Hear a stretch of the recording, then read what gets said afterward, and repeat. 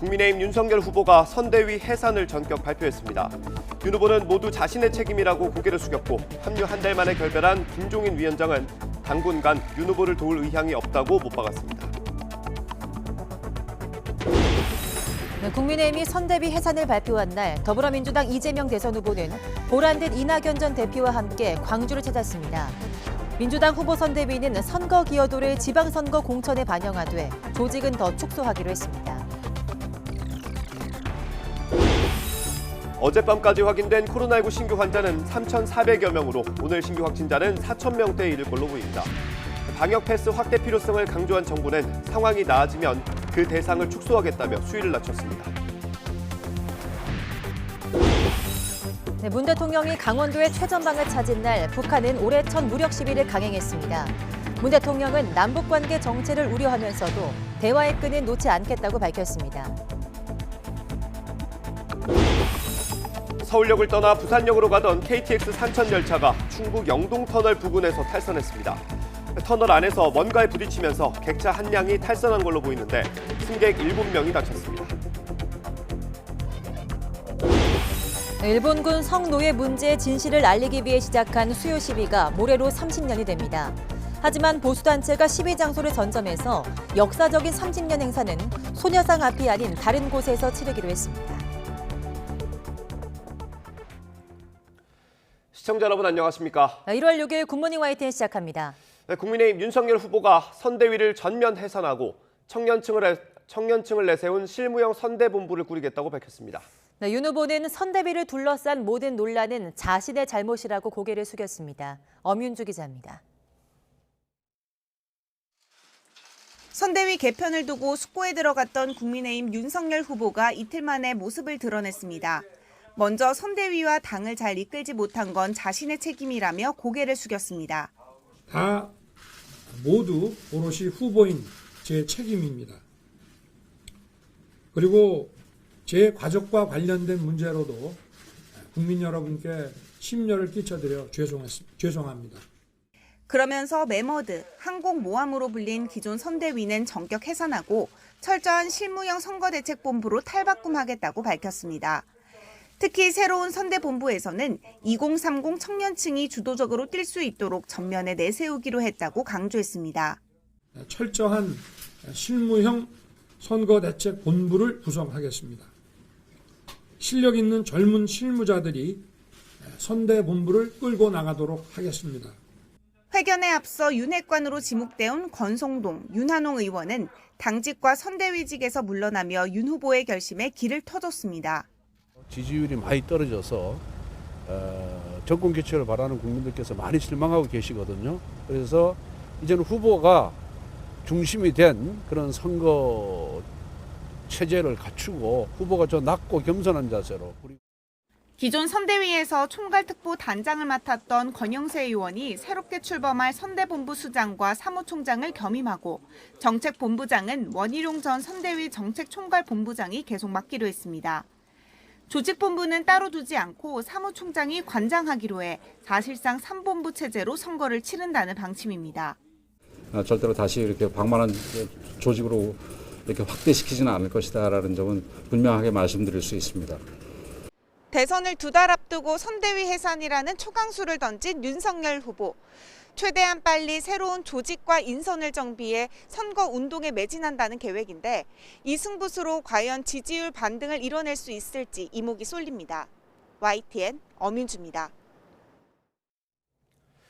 윤석열 후보는 결국 김종인 총괄 선대위원장과도 갈라서기로 했습니다. 네, 김종인 위원장은 그 정도 정치적 판단 능력이면 같이 할 수 없다면서 앞으로도 도울 의향이 없다고 못 박았습니다. 박서경 기자입니다. 정중하고 예의 바른 표현이었지만 국민의힘 윤석열 후보의 뜻은 분명했습니다.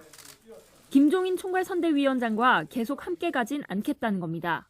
또 총괄 선대위원장으로서 그 역할을 해주신 김종인 위원장님께는 정말 감사의 말씀을 드리고 앞으로도 좀 좋은 조언을 계속 해주시기를. 선대위 해산에 따른 불가피한 결정이었다고 설명했지만 선대위를 개편해서 직접 이끌겠다던 김 위원장의 뜻과는 명확하게 달랐습니다. 김 위원장의 일방적인 선대위 개편 발표에 이어 후보는 연기만 잘하면 된다는 이른바 패싱 발언들이 원인으로 지목됐지만 윤 후보는 애써 부인했습니다. 캠프에서 객관적으로 바라보는 그런 그 조언들을 수용을 해서 거기에 따라야 하는 그런 말씀을 그냥 하신 거지, 그렇게 저 후보를 비하하는 듯한 그런 입장에서 하신 말씀은 아니라고 저는 생각합니다. 회견이 열리기 전 윤 후보의 결심을 전해들은 김 위원장은 강한 불쾌감을 드러냈습니다. 뜻이 안 맞으면 헤어지는 것이라면서 해촉이 아니라 자진 사퇴라고 강조했고 윤 후보를 향해 비판도 쏟아냈습니다. 무슨 상황이니 쿠데타니 내가 무슨 목적으로 해서 쿠데타라고 했어? 그 정도의 소위 정치적 판단 능력이면은 더 이상 나하고 뜻을 같이 할 수가 없어요. 무조건 사람만 많이 모으면 좋은 줄 알기에 처음부터 선대위를 제대로 구성하자고 주장했는데 받아들이지 않더니 이런 결과를 초래했다는 겁니다. 윤석열 후보 측에서는 김 위원장이 이준석 대표 문제를 해결하지 못한 점도 선대위 실패 원인 가운데 하나로 꼽았지만 김 위원장은 정면으로 반박했습니다. 내부 총질에 가까운 아마 이런 과정이 계속해서 있었고 그런 이준석 대표에 대해서 아마 용인을 하고 김종인 위원장이 그렇게 읽힐 수 있는 대목이 있는 것 같아요. 이준석이하고 나하고 쿠데타를 했다고 또 이런 식으로 얘기를 했던데 내가 뭐가 답답해서 이준석이하고 내가 쿠데타를 생각을 하겠어요. 그거 전부예요. 시작부터 깊은 신뢰를 쌓지 못하고 삐걱대며 갈등의 골이 깊어진 두 사람은 지지율 하락이라는 고비를 넘지 못하고 33일 만에 등을 돌렸습니다. YTN 박서경입니다. 윤석열 후보 선대위 해산으로 이준석 대표의 책임론은 일단은 잠시 묻히는 분위기입니다. 일부 선대위 조직이 당으로 수렴되면서 이준석 대표는 역설적으로 당권을 공고히 지키게 됐지만 각종 논란과 이른바 윤핵관과의 갈등은 여전히 잠재돼 있습니다. 이경국 기자입니다. 윤석열 후보 지지율 하락의 주요 원인으로 이준석 대표를 지목하며 집단 행동을 예고했던 국민의힘 의원들은 일단 한 발 물러났습니다. 대표 사퇴를 거론했던 초선 의원들은 대선 승리에 방해되는 언행이 없어야 한다는 정도로 입장을 정리했습니다. 당내 분란은 잠시 유보하고 그리고 또다시 이러한 일이 있을 때는 거기에 대한 어떤 강력한 조치를 취한다는 그런 의원들의 말씀들이 많았습니다. 이준석 대표를 향해 해당 행위라거나 비정상적이라는 표현까지 썼던 중진 의원들도 이 대표를 불러 열기로 했던 연석회의를 취소했습니다. 윤석열 후보가 중대 결심을 발표한 만큼 분란을 더 일으키기보다는 위기 극복에 힘을 모으자는 취지입니다. 선대위 해산으로 일부 조직본부가 당으로 옮겨오면서 이준석 대표의 당권은 오히려 공고해진 모양새입니다. 이 대표는 권영세 신임 선대 본부장과의 친분을 강조하며 윤 후보 행보의 변화를 유심히 지켜보겠다고 밝혔습니다. 때로는 그런 어떤 조직도나 체계가 아니라 실제 연습 문제 풀어졌을 때 장애가 발생하기도 하기 때문에 저희가 신중하게 바라보겠습니다. 하지만 당내에선 정작 갈등을 일으켜놓고 방관자 행세를 한다며 부글부글하는 목소리도 감지됩니다. 상대방에 대해서는 단 한치의 어떻게 보면 이 공격은 없고 내부적인 문제만 실체에 비해서 굉장히 극대화시키는 방향으로 윤 후보 측 핵심 관계자, 이른바 윤핵관 문제도 여전히 잠재돼 있습니다.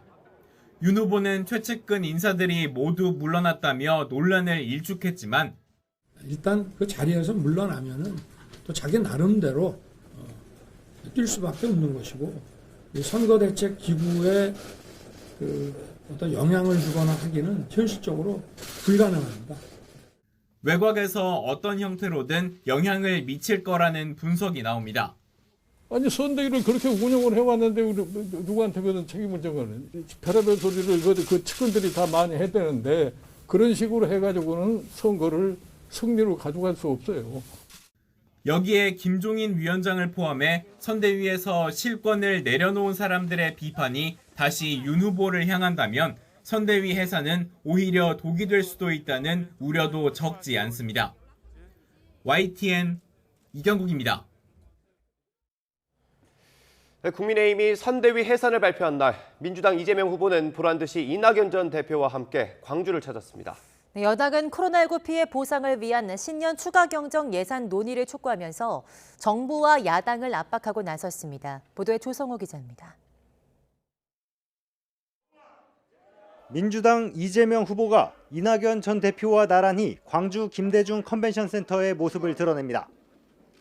고 김대중 전 대통령을 기리는 장소에서 이 후보는 열린민주당과 합당 절차, 탈당자들에 대한 대사면을 언급하면서 단결된 힘으로 새로운 나라를 만들겠다고 강조했습니다. 저는 믿습니다. 우리 대한민국 국민의 위기 극복의 DNA를 그리고 더불어민주당과 개혁민주진영의 통합과 연대의 정신을. 이낙연 전 대표도 코로나19 위기 극복과 양극화 해소 등 사회경제적 민주주의를 이 후보와 함께 이루겠다고 화답했습니다. 코로나 위기에 짓눌린 자영업자들은 죽음 같은 고통을 매일처럼 겪고 계십니다. 이런 일을 빨리 극복해야 합니다. 이재명 후보와 민주당이 그 일부터 시작하겠습니다. 두 사람의 광주 동행은 통합된 민주당을 강조하며 텃밭 호남 민심이 이 후보를 전폭적으로 지지해달라고 호소하는 행보로 풀이됩니다. 이낙연 전 대표와 손잡고 처음 광주를 찾으면서 공고한 원팀 체제를 과시한 이재명 후보는 기세를 몰아 전남 표밭 다지기를 이어갔습니다. 담양에서는 기후변화 체험관을 찾아 기후위기 극복과 탄소중립 정책 구상을 밝혔고 섬진강 수해로 큰 피해를 본 곡성 농민들도 만나 격려했습니다. 여당은 코로나19 추가 경정 예산안 추진을 밀어붙이며 이 후보에 대한 정책 지원에 박차를 가했습니다. 제때를 놓치면 의미와 역할이 퇴색된다면서 2월 임시국회에선 처리해야 한다고 야당과 정부를 압박했습니다. 이 후보도 코로나19 피해 보상과 관련해 전국민 재난지원금이 필요하다는 입장을 거듭 밝혔습니다. 기본적으로 저는 피해는 복구하고 전 국민이 다 피해를 입었기 때문에 가급적이면 전 국민들에게도 기회를 주는 게 좋겠다. 다만 당장 해야 한다는 건 아니고 정부와 여야가 의견을 모아야 하는 문제라며 협의를 기다려보겠다고 덧붙였습니다. YTN 조성호입니다. 네, 이어서 코로나19 소식입니다. 법원의 결정으로 학원과 독서실의 방역 패스 적용이 잠정 중단되자 시설 운영자나 이용자들은 대체로 반기는 분위기입니다. 다른 업종도 같은 잣대로 봐야 한다는 목소리가 커지면서 관련 소송이 마무리될 때까지 논란은 계속될 걸로 보입니다. 김혜린 기자의 보도입니다. 신촌 스터디 카페에 방역 패스 효력 정지를 알리는 글귀가 붙었습니다. QR코드를 찍어야 하지만 접종 완료 여부를 확인할 필요는 없어졌습니다. 법원이 학원과 독서실, 스터디 카페 방역 패스 적용에 제동을 건 이후 달라진 모습입니다. 들어오시는 손님들이 상당히 불편함을 많이 느끼고 또 돌아가시는 분들도 계시고 인원 제한을 지금 하기 때문에 거기에 따른 피해가 상당히 많은 거죠.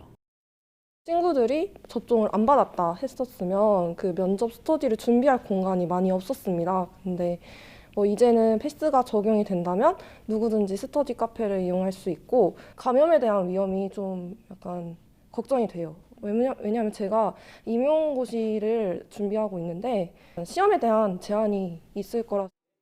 방역 패스 적용 잠정 중단을 크게 반기는 곳은 바로 학원입니다.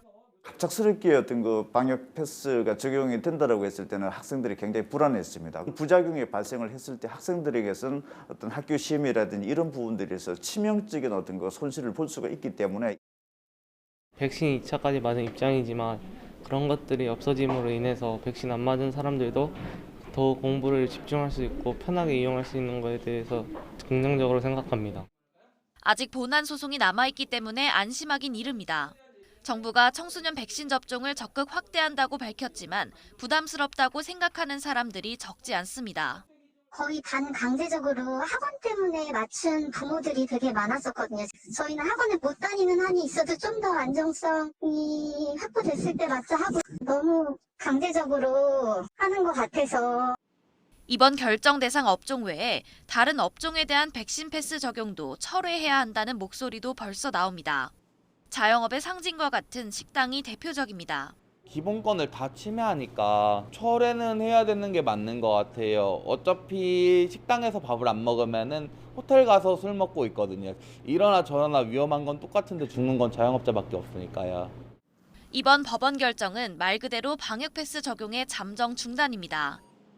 이후 본안 소송뿐만 아니라 추가 법적 대응까지 이어질 경우 현장에서의 혼란은 가중될 전망입니다. YTN 김혜린입니다. 정부는 방역 패스 중단 논의가 다른 시설로 확대될 여지는 없다고 못 박았습니다. 백신을 맞지 않은 사람을 보호하고 의료 체계 부담을 덜기 위한 방안이라고 다시 한번 강조하면서 법원 결정에는 즉시 항고했습니다. 홍주혜 기자입니다. 법원의 학원과 독서실, 스터디 카페에 대한 방역 패스 효력 정지 결정에 정부는 즉시 항고장을 냈습니다. 코로나19 유행으로 인한 방역 상황을 안정시키고 일상 회복을 재개하기 위해선 방역 패스 확대가 필수라며 재차 강조했습니다. 감염과 위중증 악화 위험이 큰 미접종자를 보호하고 의료체계 여력을 확보하기 위해서입니다. 의료체계를 압박하는 주된 요인은 고령층과 미접종자의 감염이기 때문에 노인시설의 방역 조치를 강화하고 미접종자 감염을 차단하는 방역 패스 확대가 1차적인 대응 전략이 됩니다. 정부는 또 사회 구성원 전체의 일상과 경제 활동을 옥죄는 거리두기 강화보다 방역 패스 같은 국소적인 방역 조치를 강화해 위기를 넘기는 게 더 합리적이고 과학적이라고 설명했습니다. 그러면서 학원 등 세 종류 시설에 대한 방역 패스 중단 논의가 다른 시설로 확대될 여지는 없을 거라고 선을 그었습니다. 이번 법원의 결정으로 청소년 방역 패스 적용에 제동이 걸렸지만 교육부는 새 학기 정상 등교를 위해 백신 접종은 꼭 필요하다고 독려했습니다. 아이들 본인의 건강을 위해서 그리고 이제 가족이나 또 지역사회 감염의 확산을 막기 위해서도 이제 백신 접종이 필요하다 이런 독려를 계속할 계획이고요. 정부는 학원과 독서실, 스터디 카페에 대한 방역 패스 적용이 중지되면서 해당 시설 이용자의 감염 위험성이 더 커질 수 있다고 우려했습니다. 이에 방역 당국은 밀집도 제한 등 방역 강화 방안을 이번 주 안에 교육부 등 관계 부처와 협의를 통해 마련할 계획입니다. YTN 홍주혜입니다. 정부는 대신 유행 상황이 개선되면 방역 패스 대상을 축소하겠다고 밝혔습니다. 또 백신을 맞기 어려운 사람들을 위해서 예외 대상을 확대하는 방안을 검토하고 있습니다. 보도에 이동우 기자입니다.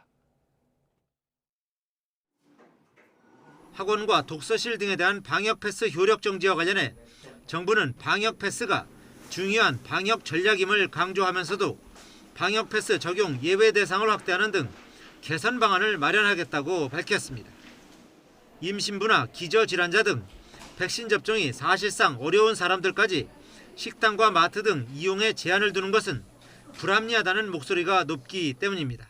특히 국내에서는 임상 3상에 나오지 않은 부작용들이 상당히 지금 나오고 있고 국내 사례에 대해서는 조금 더 정부가 검토를 하셔서 빠른 시간 내에 예외 진단을 좀 인정을 해 주시면 도움이 될 것 같습니다.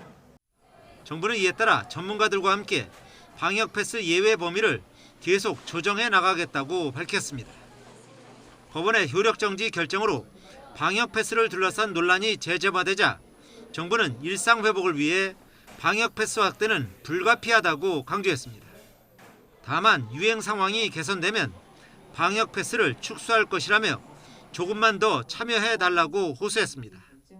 유행이 확산되는 시기에는 방역 패스를 확대하며 미접종자 감염을 최소화하고 다시 안정화되면 다시 방역 패스 대상을 축소하는 형태로 유행 수준을 통제하며 정부는 아울러 방역 패스 관련 국민 불편을 최소화하겠다고 다짐했습니다. 향후 방역 패스를 적용하는 과정에서도 국민 여러분의 불편이 최소화될 수 있도록 균형 있게 운영해 나가겠습니다. 방역 당국은 그러나 방역 패스가 기본권을 침해한다는 주장에는 반박했습니다. 당국은 기본권 제약을 최소화하기 위해 PCR 음성 확인서나 접종 불가자, 18세 이하 등 예외를 설정해서 운영하고 있다고 설명했습니다. YTN 이동호입니다. 네, 북한이 어제 올해 첫 무력 시위를 강행한 가운데 같은 날 문재인 대통령은 접경 지역인 강원도 고성군 동해선 철도공사 착공식 현장을 방문했습니다. 이 문 대통령은 북한의 탄도미사일 발사로 남북관계 정체가 깊어질 수 있다고 직접 우려를 표하면서도 대화의 끈은 놓지 않겠다는 의지를 거듭 밝혔습니다. 백종규 기자입니다.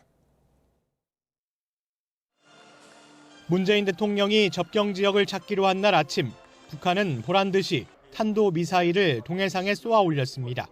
새해 첫 현장 일정에 맞춰 무력 시위를 강행한 셈입니다. 하지만 문 대통령은 예정대로 강원도 고성에서 열린 동해선 강릉에서 제진 구간 철도 건설 착공식에 참석했습니다. 그러면서 직접 북한의 미사일 발사에 우려를 표명하며 한반도 평화는 저절로 오지 않는다고 강조했습니다. 북한은 미상의 단거리 발사체를 시험 발사했습니다. 이로 인해 긴장이 조성되고 남북 관계의 정체가 더 깊어질 수 있다는 우려가 있습니다. 이어 한반도는 때때로 긴장이 조성되지만 남북 대화의 끈을 놓아서는 안 된다고 언급했습니다. 올해 첫 북한의 미사일 발사에도 임기 말까지 남북 대화 기조를 이어가겠다는 의지를 거듭 밝힌 것으로 해석됩니다. 문 대통령은 또 한반도 평화 철도망의 남측 구간 구축을 통해 남북 경제 협력을 먼저 준비하겠다는 구상도 제시했습니다. 한반도에서 되돌릴 수 없는 평화의 문이 열릴 때 남북 간 경제 협력은 우리 경제 발전의 새로운 돌파구이자 지속 가능한 성장의 기반이 될 것입니다. 이런 가운데 정부는 NSC 상임위 긴급회의를 열어 북한의 무력 시위 대응 방안을 논의했습니다. 하지만 북한의 탄도미사일 발사를 도발로 규정하지 않고 우려를 표명하는 선에서 조심스럽게 대응하는 모습을 보였습니다. 북한이 대외적 메시지를 내는 대신 존재감을 드러내기 위해 탄도미사일을 발사했다는 분석이 나오는 가운데 문 대통령이 남북 관계가 경색되는 것을 우려해 다시 한번 남북 대화 노력에 대한 의지를 강조한 것으로 보입니다. YTN 백종규입니다. 네, 월북 사건과 관련한 군의 현장 조사 결과 월북자가 철책은 넘는 모습이 5차례나 포착되는데도 감시병이 놓쳤고 상급 부대에 보고도 하지 않은 것으로 확인됐습니다. 네, 군은 월북과 관련해 초동 조치는 물론 보고도 미흡했다며 국민께 사과했고 오늘 긴급작전 지휘관 회의를 열어 대책 마련에 나섭니다. 보도에 이승윤 기자입니다.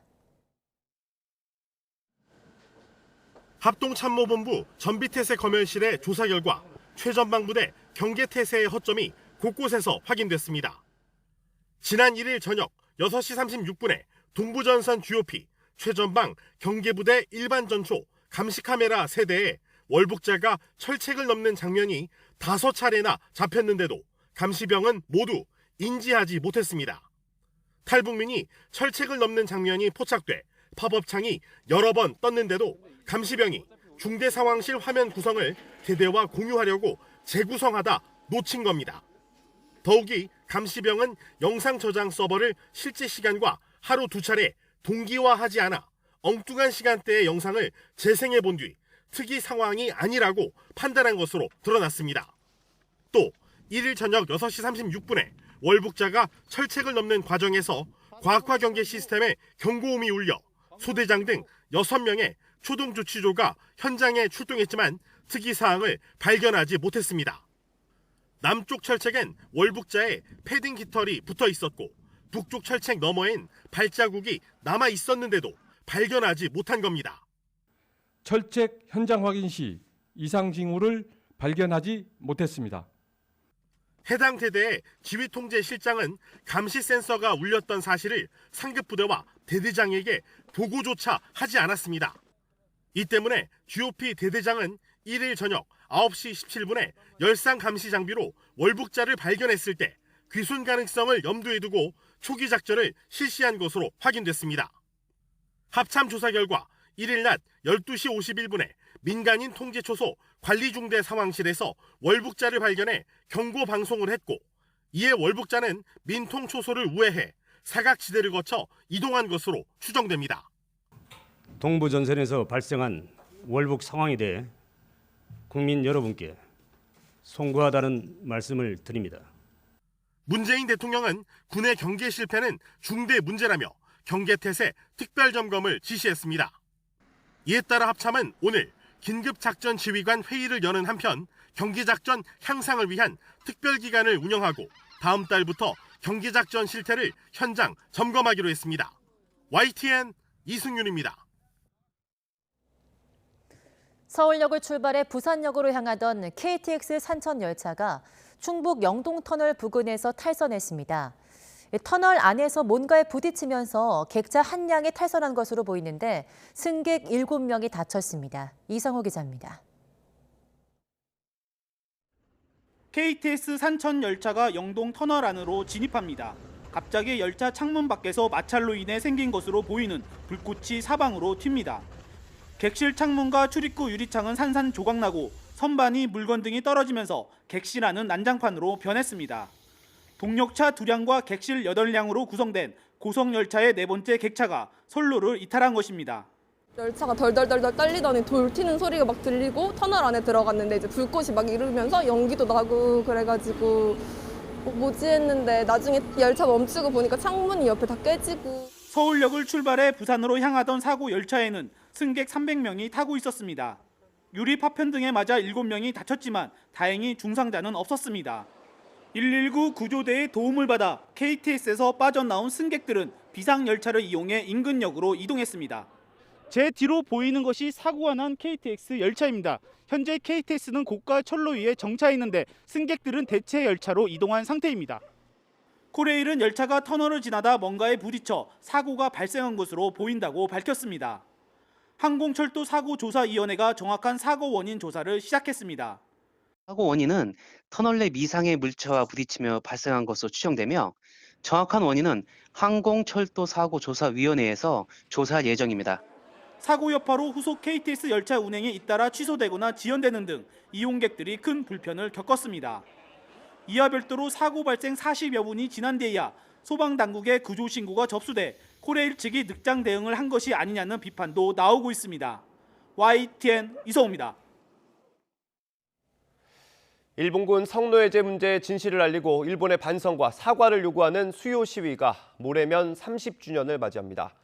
하지만 정의기억연대 후원금 횡령 의혹이 불거진 이후 보수단체가 시위 장소를 선점하면서 소녀상 앞이 아닌 다른 곳에서 30년 역사를 기념하게 됐습니다. 김대겸 기자의 보도입니다. 앳된 얼굴에 저고리를 걸친 평화의 소녀상. 지난 1992년 1월 8일부터 일본군 성노예제 문제 해결을 위해 매주 수요일마다 이어진 시위가 1000번째 되는 날, 옛 주한일본 대사관 앞에 자리하게 됐습니다. 그 상징성을 살려 수요 시위도 줄곧 소녀상 앞에서 진행되었습니다. 오는 8일 서른도를 앞두고 열린 1525번째 수요 시위. 꿋꿋이 버텨온 30년의 세월을 기념하는 뜻깊은 행사이지만 소녀상 앞을 차지하고 있는 구구단체를 피해 30m 떨어진 곳에서 진행됐습니다. 수요 시위 현장 바로 옆으로 채 10m도 떨어지지 않은 곳에서 보수단체 집회도 함께 진행되고 있는데요. 혹시 모를 충돌에 대비하기 위해 경찰도 투입됐습니다. 수요 시위가 자리를 빼앗긴 건 재작년 5월 정의기억연대 이사장 출신 윤미향 의원이 후원금을 횡령하고 회계부정을 저질렀다는 의혹이 일면서부터입니다. 극우 성향 단체가 먼저 집회 신고를 해 소녀상 앞을 선점하면서 28년 만에 자리를 내준 뒤 1년 반 넘게 제자리를 찾지 못하고 있는 겁니다. 확성기까지 동원해 폄훼와 모욕적인 발언을 쏟아내는 탓에 지난해 11월에는 진보와 보수단체 회원들 간의 몸싸움이 벌어지기도 했습니다. 위안부 피해자 지원단체들은 인권 침해 행위를 국가가 방치하고 있다며 인권위에 진정을 제기했습니다.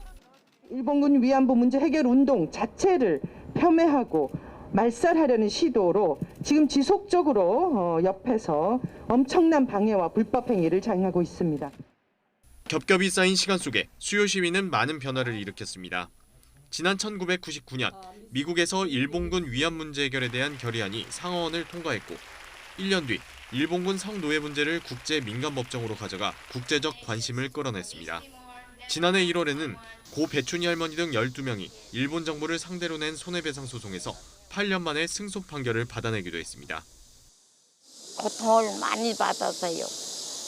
그러면 그 사람들이 사죄를 하고 배상을 하면 얼마만큼 우리를 주겠습니까? 우리는 10억을 받아도 모자랍니다. 하지만 일본은 여전히 반성의 기미를 전혀 보이지 않고 있습니다. 속노예였다라는 그러한 국제적인 인식을 확실하게 선포했다라고 할 수가 있기 때문에 이러한 역사적인 진실을 밝히기 위해서 앞으로도 계속 강화되어야 하고 역사적 만행을 세상에 알리기 위해 30년 동안 이어진 용기 있는 외침. 혐오와 차별의 목소리 속에 힘겨운 싸움을 이어가고 있는 수요 시위가 긴 세월 동안 보듬은 수많은 아픔과 변화들을 되새겨봐야 할 때입니다. YTN 김대겸입니다. 중국은 이번 베이징 동계올림픽 기간에 엄격한 폐쇄 관리를 모든 선수와 대표단에 적용할 예정입니다. 참가자 전원이 매일 핵산 검사를 받는 중국식 고강도 방역을 경험하게 될 걸로 보입니다. 중국의 올림픽 준비 상황을 짚어봤습니다. 베이징 강성웅 특파원의 보도입니다. 썰매 경기가 열릴 베이징 외곽 옌칭에 있는 야외 경기장입니다. 지난해 말에 시험 경기를 하면서 점검을 대부분 마쳤습니다.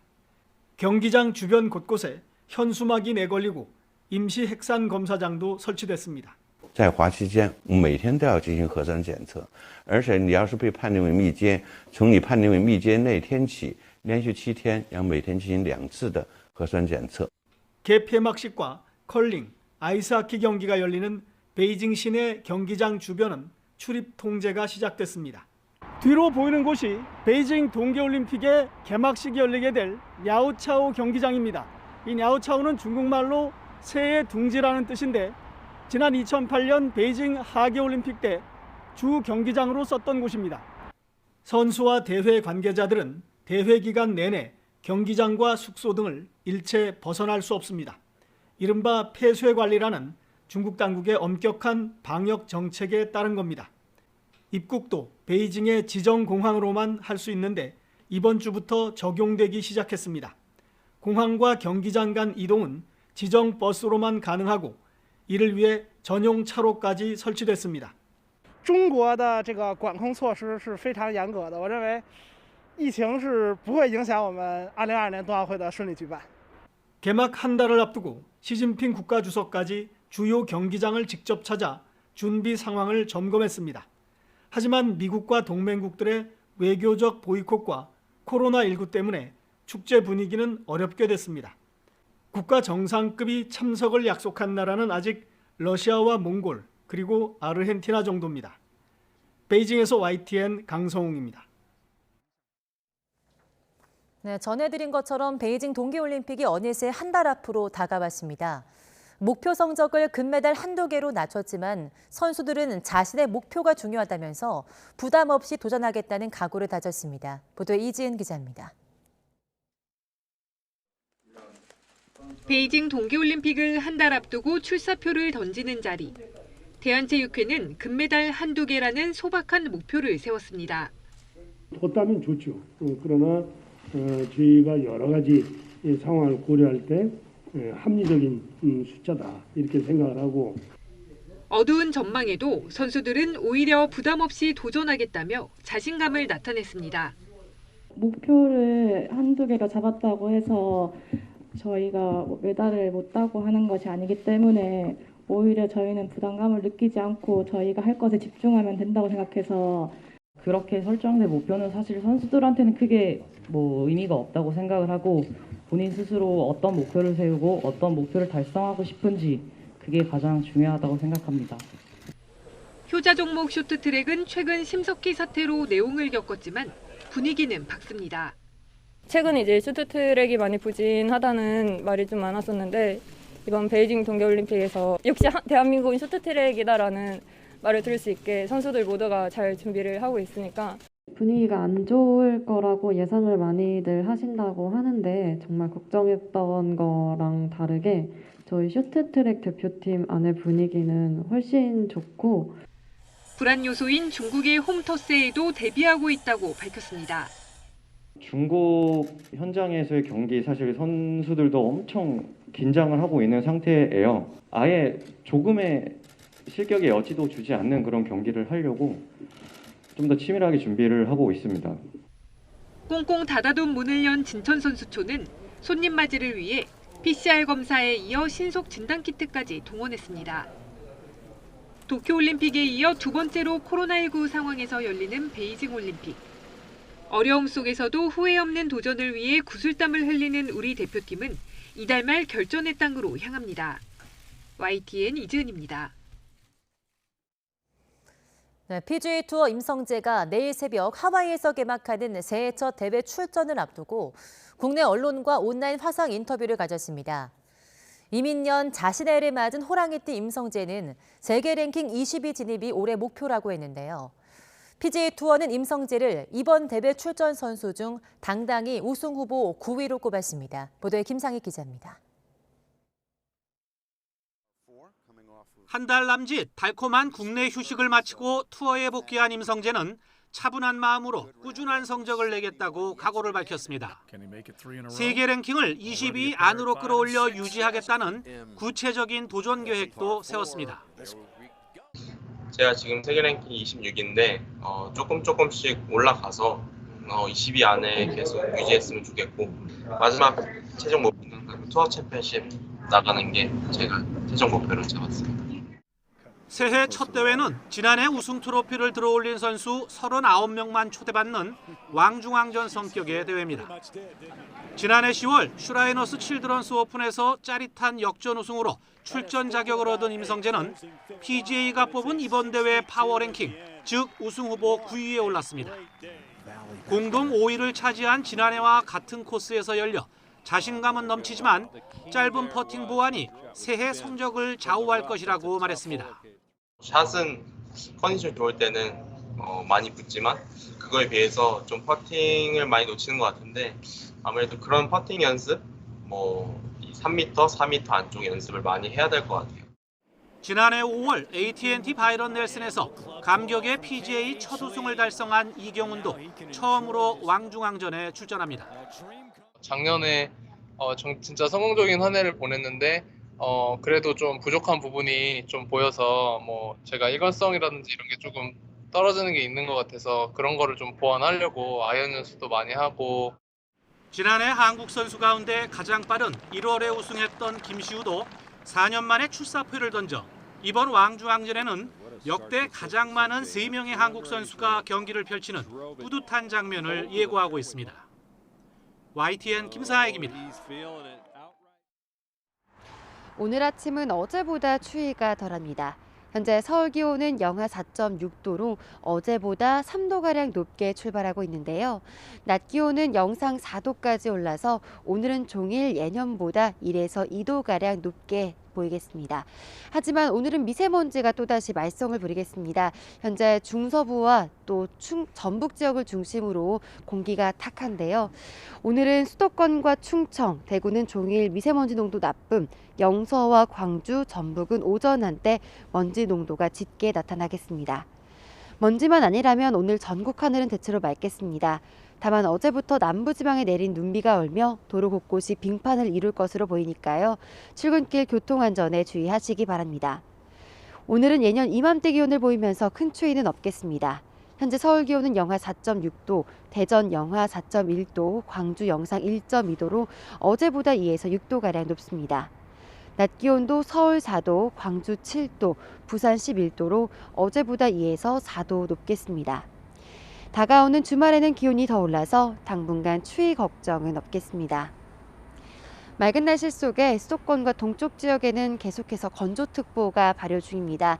산불 외에도 실내 전열기 사용으로 인한 주택 화재가 발생하지 않도록 주의해 주시기 바랍니다. 지금까지 YTN 홍나실입니다. 어젯밤까지 확인된 코로나19 신규 환자는 3,400여 명으로 오늘 발표될 신규 확진자는 4,000명대에 이를 걸로 보입니다. 환자는 줄었지만 해외 유입 환자가 하루 200명을 넘으면서 오미크론 변이 국내 유입 차단에 빨간불이 켜졌습니다. 회사 돈 1,800억 원을 빼돌린 데 달아났던 오스템 임플란트 직원이 집에 숨어있다 경찰에 붙잡혔습니다. 대표는 사과문을 내고 경영에 문제가 없다고 밝혔지만 하나은행은 오스템 임플란트가 포함된 펀드 판매를 중단했습니다. 동부전선을 넘어 월북한 사람을 우리 군은 CCTV로 5차례나 포착하고도 감시병은 이를 놓쳤고 상급 부대에 보고조차 하지 않았습니다. 뒤늦게 사과한 군은 오늘 긴급 작전 지휘관 회의를 열어서 대책 마련에 나섭니다. 카자흐스탄의 대규모 시위로 부상자가 속출하고 진압대원이 숨지는 등 전국이 혼란에 빠졌습니다. 시위대가 알마티 공항을 장악해서 인천에서 알마티에 도착한 아시아나항공 여객기 탑승객 70여 명도 공항을 떠나지 못한 채 안전한 곳에 대피해 있습니다. 코로나19 신규 환자 규모가 감소세를 이어가는 가운데 해외 유입은 역대 2번째로 많이 나왔습니다. 국내와 달리 해외에서는 오미크론 변이가 빠르게 우세종이 되고 있어서 국내 유입 확산에 대비한 대책 마련이 시급합니다. 이영원 기자입니다. 화요일 발생 기준으로 6주 만에 신규 환자가 4,000명대로 줄었습니다. 검사 건수가 적은 주말 영향이 끝나면서 하루 전보다 1,000명 넘게 늘었지만 전반적인 감소세는 이어지고 있는 겁니다. 위중증 환자도 이틀째 1,000명 아래를 기록했습니다. 3차 접종률이 올라가면서 60살 이상 고령층 확진 비율이 16.7%까지 줄어든 영향이 큰 것으로 분석됩니다. 방역 지표는 개선되고 있지만 해외 유입은 크게 늘었습니다. 해외 유입 신규 확진자는 211명으로 8일째 세 자릿수를 이어갔습니다. 규모만 놓고 보면 지난해 7월 22일 309명에 이어 역대 2번째입니다. 당시에는 아덴만 해역에 파병됐던 청해부대 장병 집단 감염이 포함된 것으로 이번 해외 유입과는 다릅니다.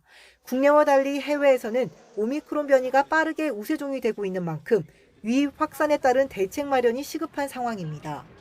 금주 금요일 오후 3시에는 오미크론의 향후 대응 방향을 주제로 토론회를 개최하고자 합니다. 우세종이 될 가능성이 높아짐에 따라 향후 전망과 방역과 의료 대응 방향에 대한 전문가들의 의견을 수렴할 예정입니다. 전파력은 크고 중증화율은 낮은 것으로 알려진 오미크론 변이가 확산하면 무증상 경증 환자가 급증할 수 있는 만큼 재택치료 시스템 안정화를 포함한 의료 대응 체계 정비가 필요합니다. 의원급이나 일반 의료기관에서도 경증 환자를 진료할 준비를 해야 되고요. 그런 진료가 이루어진다면 진단과 투약이 의료기관에서 이루어질 수 있기 때문에 조금 더 대응 능력이 높아질 수 있다고 봅니다. 재택치료의 경우 응급 상황이 발생할 때 대응이 중요한데 현재 재택환자 전담 응급센터는 지난해 12월 문을 연 서울의료원 한 곳뿐입니다. 정부는 이 같은 응급센터를 권역별로 하나씩 확충해 재택환자 치료에 부족함이 없도록 한다는 계획입니다. YTN 이영훈입니다. 사회적 거리두기와 3차 접종률 증가 등의 영향으로 코로나19 확산세가 주춤한 가운데 어젯밤 9시까지 신규 확진자는 모두 3,479명으로 집계됐습니다. 그제 같은 시간 집계치 3,689명보다 210명이 적습니다. 이런 추세를 볼 때 오늘 발표될 신규 확진자 수는 조금 더 늘어서 4,000명대에 달할 것으로 예상됩니다. 지난해 7월 초 시작된 국내 4차 대유행은 6개월 가까이 이어지고 있지만 신규 확진자 규모는 지난달 하순부터 감소세를 보이고 있습니다.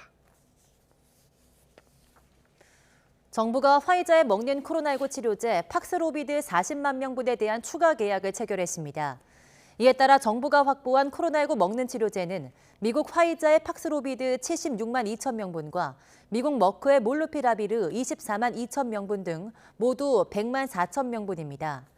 팍스로비드는 예정대로 이달 중순 국내에 도입될 예정입니다. 정부는 코로나19 유행이 안정화되면 방역 패스 대상을 축소하는 등 운영을 탄력적으로 하겠다고 밝혔습니다. 중앙재난안전대책본부는 유행 확산 시기에는 방역 패스 확대로 미접종자 감염을 최소화해서 의료체계 여력을 확보하는 게 중요하다며 이후 안정화되면 방역 패스 대상을 축소하겠다고 설명했습니다. 또 방역 패스 적용해서 미접종자의 기본권 제약을 최소화하기 위해 백신 접종 증명서 외에 PCR 음성 확인서도 인정하고 불가피한 사유로 접종을 받을 수 없는 경우나 18살 이하 등 예외를 인정하고 있다고 강조했습니다. 유은혜 부총리가 YTN에 출연해서 청소년 방역 패스를 도입할 때 불편을 최소화하는 방안을 고민 중이라고 말했습니다. 방역 상황이 좋아지면 가장 먼저 청소년 방역 패스를 종료할 수 있도록 제안하겠다고 밝혔습니다. 직접 들어보시겠습니다.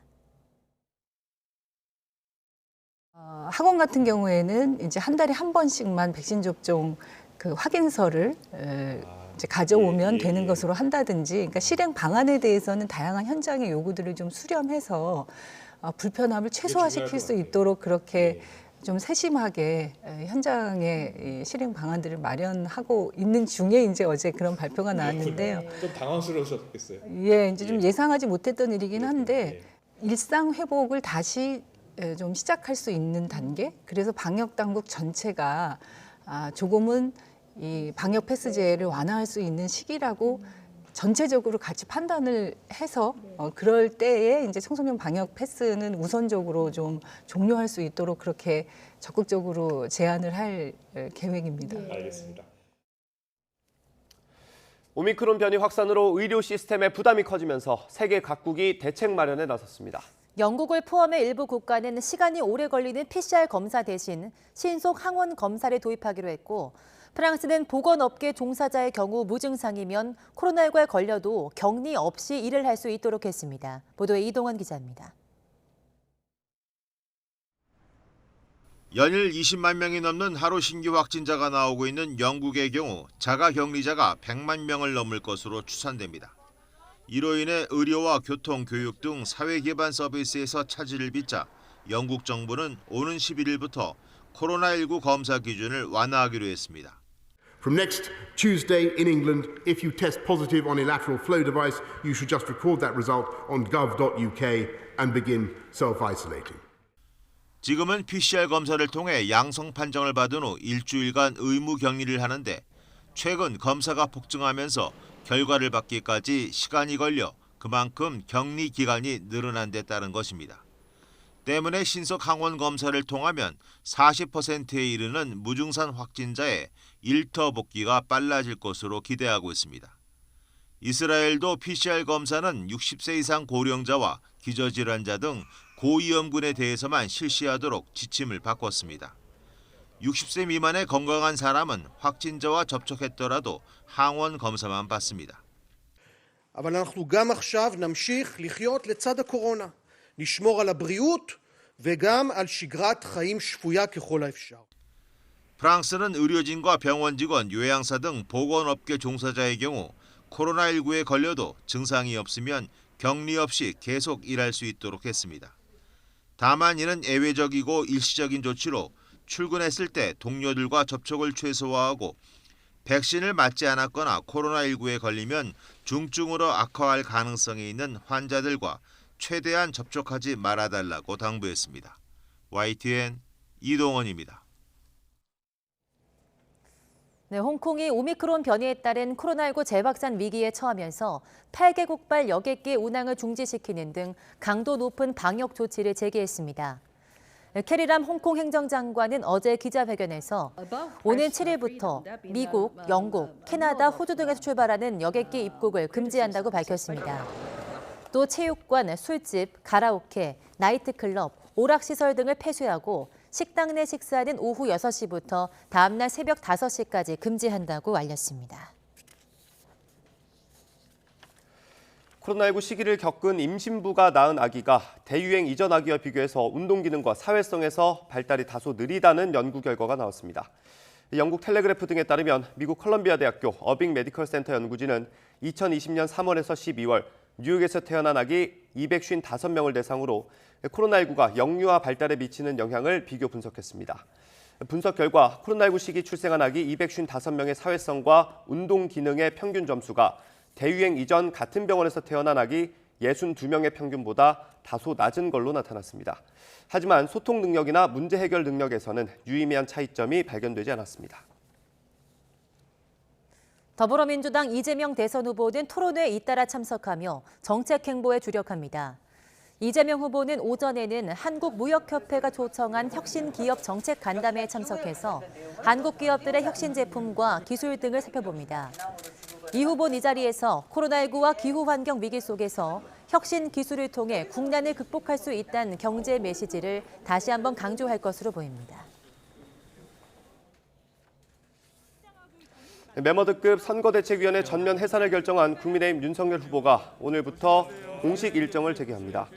윤석열 후보는 오전 9시 비공개로 열리는 최고위원회의에 참석해서 사무총장 겸직을 내정한 권영세 선대본부장의 인선안 등을 협의합니다.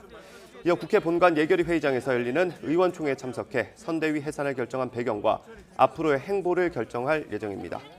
이후 당사로 이동해 2030 천령 보좌역들과도 간담회를 갖습니다.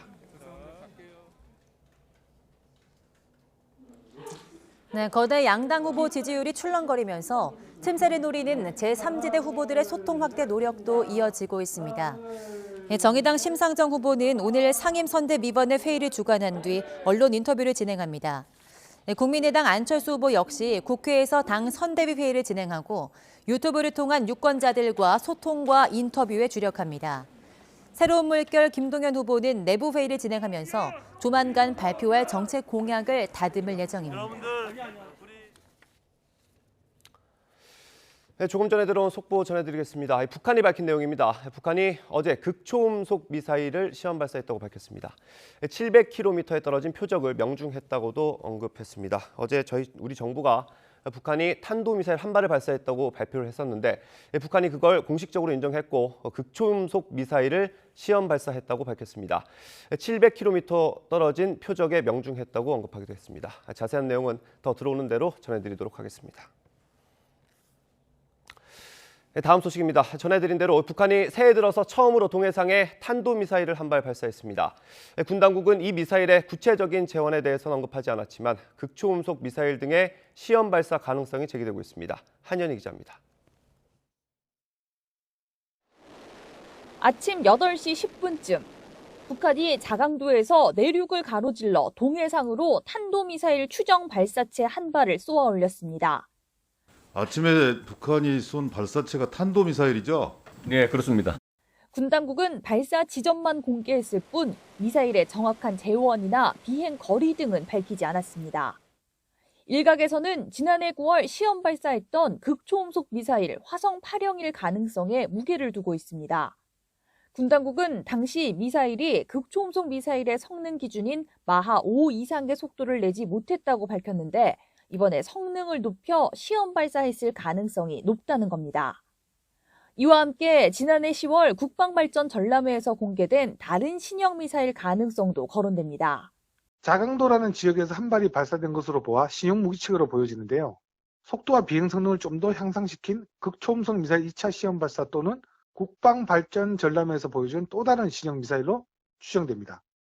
극초음속 미사일은 전 세계적으로 미국과 러시아, 중국만 개발에 성공했거나 개발 중인 것으로 알려져 이른바 게임 체인저로 불립니다. 새해 들어 첫 발사라는 점에서 관심을 모으고 있는 가운데 북한이 지난 1일 밝힌 노동당 전원회의 결과 보도가 다시 주목됩니다. 북한은 올해도 국가 방위력의 질적 변화를 강력히 추동하겠다고 밝혔는데 이를 입증이라도 하듯 시험 발사에 나서 대외 정세와 상관없이 무력 시위를 이어갈 가능성이 더 높아졌습니다. YTN 한현입니다. 네, 이런 북한의 무력 시위에 대해서 외신은 조만간 협상에 복귀할 뜻이 없다는 신호라고 분석했습니다.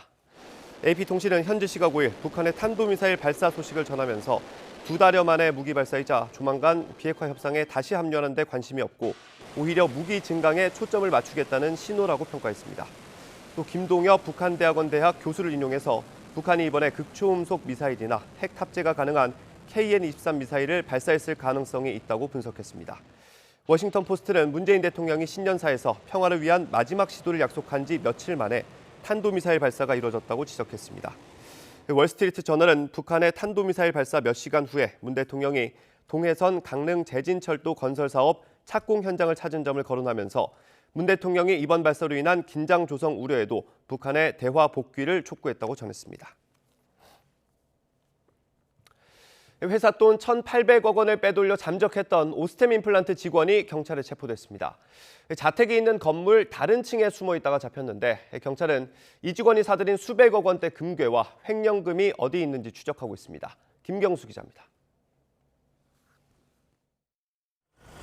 외투에 달린 모자를 푹 눌러 쓴 40대 남성이 한밤중에 경찰서로 잡혀옵니다. 오스템 임플란트 자금 1,880억 원을 빼돌려 잠적했던 재무관리 직원 이모 씨가 검거된 겁니다. 횡령하면 인정하시나요? 왜 횡령하셨습니까? 횡령하신 돈으로 주택 구입 자금은 대출 상환하신 거 맞으세요? 금괴 어디다 넣으셨어요? 이 씨는 어젯밤 9시 10분쯤 경기도 파주시에 있는 4층짜리 건물에서 체포됐습니다. 당시 건물 4층 자택엔 이 씨의 아내가 있었고 이 씨는 다른 층에 숨어 있었는데 경찰이 건물 압수수색 과정에서 발견했습니다. 해당 건물은 이 씨가 잠적하기 전 아내에게 증여한 것으로 알려졌습니다. 체포된 이 씨는 혐의를 대체로 인정한 것으로 전해졌습니다. 경찰이 이 씨 신병을 확보하면서 이제 초점은 어떻게 이런 범행이 가능했고 또 횡령금이 어디로 갔는지에 맞춰지고 있습니다. 특히 이 씨가 지난달 사들인 1kg짜리 금괴 850여 개, 680억 원어치의 행방이 관심인데 경찰은 피해 금품도 회수할 계획입니다. 횡령 자금이 흘러간 이 씨의 계좌 여러 개를 추적하는 한편 공범이 있는지도 살펴보고 있습니다. 경찰은 조만간 이 씨의 구속영장을 신청할 방침입니다. YTN 김경수입니다. 보이스피싱 범행으로 2년 동안 도망 다니던 지명 수배자가 방역수칙을 위반하는 유흥업소를 단속하던 경찰에 걸렸습니다. 경찰의 추적을 피하려고 백신도 맞지 않은 상태였습니다. 오선열 기자입니다. 굳게 잠긴 문을 소방대원이 강제로 따고 곧장 경찰들이 진입합니다. 방마다 놓인 테이블 위에 술잔과 술병이 어지럽게 흩어져 있습니다. 9시까지입니다. 방으로 들어가세요. 달아나려는 유흥업소 종업원과 손님들을 경찰이 멈춰 세웁니다. 또 나오세요 안에. 왜 이 안에 왜 숨어 있어요 이렇게 다. 밤 9시 제한을 어기고 밤샘 영업을 하다가 적발된 서울 역삼동의 한 유흥업소입니다. 업주와 종업원, 손님 등 26명이 무더기로 적발됐습니다. 이들은 출입 등록도 하지 않았고 접종 완료 음성 여부도 확인하지 않았습니다. 여기 없으세요. 대리 불러도 상관없어요. 붙잡힌 손님 중에는 경찰이 2년 동안 뒤쫓던 지명수배자 38살 A씨도 끼어 있었습니다. A씨는 보이스피싱 범죄에 가담한 혐의로 7차례 지명 통보됐고 체포 영장도 2차례나 발부된 상태였습니다. 경찰 조사에서 A씨는 경찰 추적을 피하려고 백신도 맞지 않으며 조심했는데 술 마시다 잡힐 줄은 몰랐다고 진술한 거로 알려졌습니다. 지명 수배자도 식당 안에 숨어 있었어요. 수배자는 한 사람, 한 9건이 수배가 돼 있어요. 수정도 못하고 PCR 검사도 못 받았다고. 경찰은 A씨를 포함해 이번 단속에서 적발된 26명을 감염병 예방법 위반 혐의로 입건했습니다. YTN 오선열입니다. 네, 도로를 위험천만하게 달려 서울시 시내버스 평가에서 65개 회사 가운데 62등을 한 회사가 있습니다. 버스 기사들은 회사가 사실상 난폭 운전을 종용한다며 오히려 피해를 호소하고 나섰는데요. 김혜린 기자가 취재했습니다. 새벽 6시 22분 시내버스가 차고지를 나섭니다. 보행자가 다 건너기도 전에 신호를 위반하며 정신없이 달리는 버스. 빨간불에도 속도가 줄지를 않습니다. 해당 버스 회사는 신호 위반, 무정차 운행, 과속 등 난폭 운전으로 정평이 난 지 오래입니다. 기사들이 시간을 맞춰야 되는 심리적인 압박감도 있고 그로 인해서 난폭 운전도 할 수 있고 신호 위반도 하게 되고 기사들은 회사가 사실상 난폭 운전을 종용한다고 호소합니다. 정해진 다음 출발 시각을 맞추기 위해 승객이 몰려들어도 차가 막혀도 달려야 한다는 겁니다. 운행 도중에도 수시로 시간 간격을 줄여달라는 메시지가 날아와 사고 위험성은 높아질 수밖에 없습니다. 서울시에서 페널티 점수 그런 게 있어요. 금전 부분에 문제가 발생을 하다 보니까 안 까지게 하기 위해서 이제 무리하게 막 이렇게 잡아 돌리는 거예요. 식사 시간은 30분은 무조건 보장을 해줘야 된다. 나와 있는데도 운전기사 수습기간에 최저임금을 보장하라는 서울시 방침이 생기자 회사는 수습기간을 사실상 폐지했습니다. 기사들은 노선이나 운행 방법을 충분히 배우지 못한 채 바로 운전대를 잡아야 했습니다. 그러다 사고를 내면 회사는 사직을 압박했습니다. 정식 직원이 되어야 부당해고도 되고 하는 것이지. 씨는 지금 수습기간이야. 갈 곳이 없어서 좀 최대한 좀 선처를 부탁드리고. 회사 측은 서울시와 협의해 버스 출발 간격을 정한 거라면서 오히려 준법 운행으로 일정을 맞추지 못하는 기사들을 탓했습니다. 또 차고지가 좁아서 출발 간격을 넓히는 건 불가능하다고 해명했습니다. 그럼 어떻게 준법을 해요? 다른 사람 다 그 시간에 웬만하면 다 들어오는데 그거는 저희가 잘못하는 게 아니고 서울시가 그 시간이 정해져 있어요. 차고지의 차가 여기 제대로 서 있지를 못해요. 노조는 결국 집회를 열고 시민들의 안전을 위해서라도 무리한 출발 간격을 조정해달라고 요구했습니다. YTN 김혜린입니다. 네, 오늘부터 소상공인 248만 명에게 각각 100만 원씩 2차 방역 지원금이 지급됩니다. 이번엔 지난 1차 지급 때 빠졌던 다수 사업체 운영자 2만 8천여 명도 포함돼서 1인당 최대 4곳까지 지원금을 받을 수 있습니다. 또 방역 조치 강화에 따른 간접 피해 업종인 숙박업 약 4만 곳을 비롯해서 여행업, 미용업 등도 지원금을 받을 수 있게 됐습니다. 오늘부터 이틀 동안인 사업자 등록번호 끝자리 기준 홀짝제가 적용되고 1차 지급 때처럼 오후 6시 이전에 신청하면 100만 원이 당일 입금됩니다.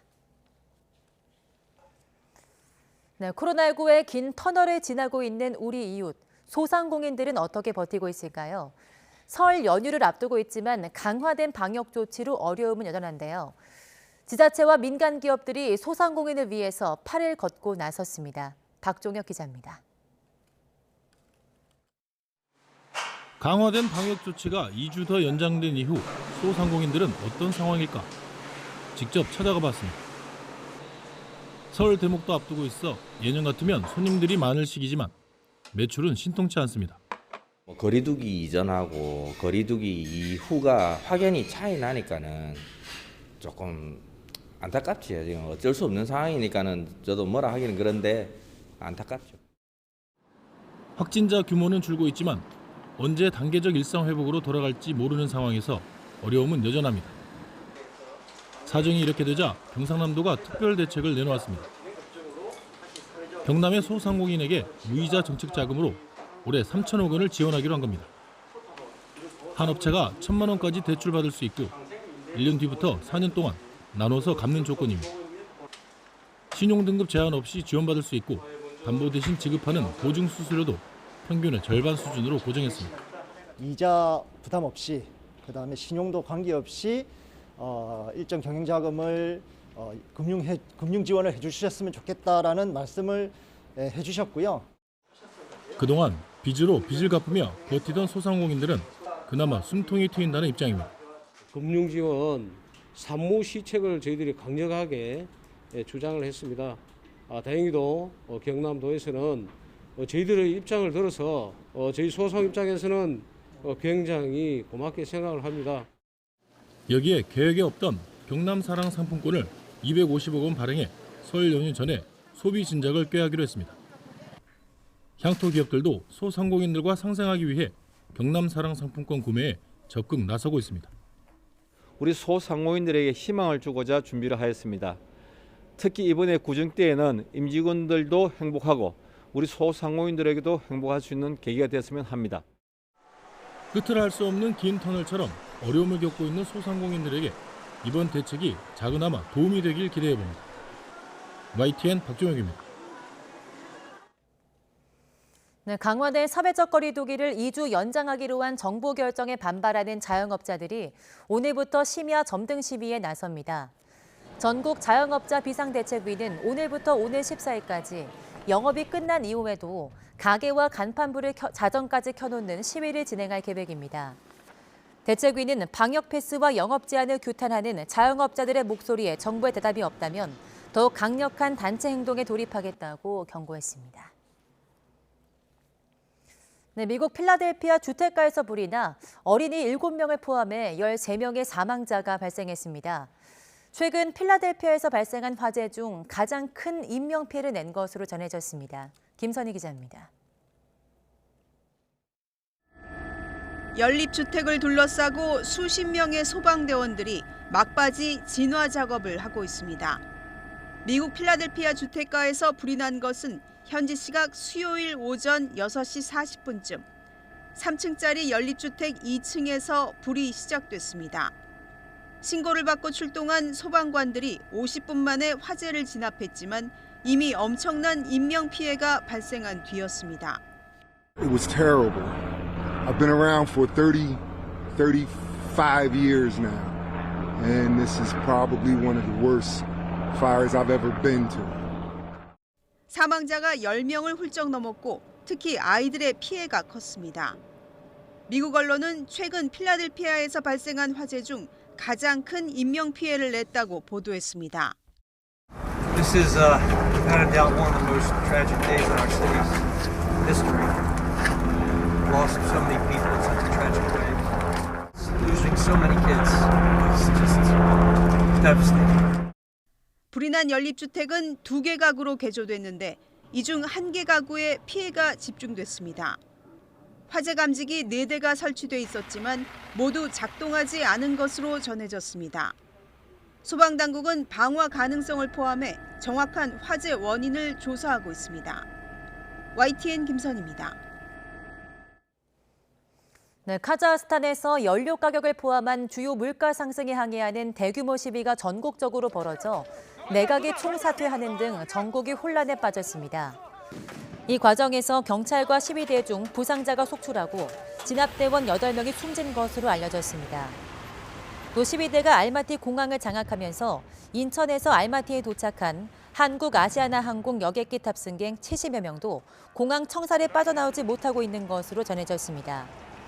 탑승객들은 아시아나 직원의 안내를 받아 안전한 장소에 대피한 상태이고 오전 7시에 통금이 풀리면 공항 상황에 따라 이동 여부가 정해질 전망입니다. 네, 자신이 머물고 있는 호텔 객실에 불을 지른 10대 투숙객이 경찰에 붙잡혔습니다. 서울 종로경찰서는 10대 여성 A양을 방화 혐의로 현행범 체포해 조사하고 있습니다. A양은 어제 오후 6시 반쯤 서울 수성동에 있는 한 호텔 9층 자신의 객실 침구에 불을 낸 혐의를 받고 있습니다. 옆방에 있던 A양 일행이 자체 진화를 시도하고 소방에 신고해 불은 1시간 만에 완전히 꺼졌습니다. 하지만 호텔 관계자 1명이 연기를 마셔 병원으로 옮겨졌고 투숙객 250여 명이 대피했습니다. 네, 미국이 보스니아 내 세르비아계 분리 독립운동의 지도자인 밀로라르 도티크를 제재했습니다. AFP 통신 등은 미국 재무부가 현지 시간 5일 데이턴 평화협정을 해체하려는 도티크의 비도덕적인 행위와 시도는 보스니아의 안정을 위협한다며 제재 배경을 설명했다고 전했습니다. 도티크는 이미 미국 내 자산 동결 제재를 받았으며 이번 조처로 미국 내에서 기부를 포함해 어떤 거래도 불법화하게 됩니다. 도티크는 보스니아 연방에 속한 세르비아계 스릅스카 공화국의 지도자로 분리 독립을 추진해왔습니다. 지난해 11월에는 스릅스카 공화국 영토 내에서 연방 정부기관의 권한을 정지하고 독자적인 행정기관과 사법부 군대를 만들겠다고 밝혔습니다. 이는 사실상 새 정부 수립에 준하는 분리 노선을 걷겠다는 입장으로 미국과 유럽연합의 강한 비판을 받았습니다. 오늘은 어제보다 기온이 오르면서 추위가 한결 덜하겠습니다. 현재 서울 기온은 영하 5.4도로 이맘때 겨울 날씨를 회복했는데요. 한낮에도 4도 선까지 기온이 올라서 큰 추위는 없겠습니다. 오늘은 전국적으로 맑은 하늘이 함께하겠지만 곳곳에서 대기질이 탁해지겠는데요. 이 대기 정체와 중국발 스모그의 영향으로 이 중서부와 일부 남부지방은 미세먼지 농도가 나쁨 수준까지 오르겠습니다. 당분간은 뚜렷한 눈비 소식이 없어서 대기도 메말라 가겠는데요. 서울과 동쪽 지방에는 수일째 건조특보가 발효 중인 만큼 불조심해 주셔야겠습니다. 오늘 아침은 어제보다 추위가 덜하겠습니다. 현재 서울 기온은 영하 5.4도, 대전은 영하 4.8도, 대구는 영상 0.3도를 나타내고 있는데요. 이 낮 기온도 어제보다 2도에서 4도가량이 높아지겠습니다. 오늘 서울의 한낮 기온은 4도, 대전은 6도, 대구는 8도, 울산은 9도 선을 보이겠습니다. 주말까지 대체로 맑은 날씨가 이어지겠고 당분간은 예년 기온을 웃돌면서 심한 추위는 없겠습니다. 지금까지 날씨 정보였습니다.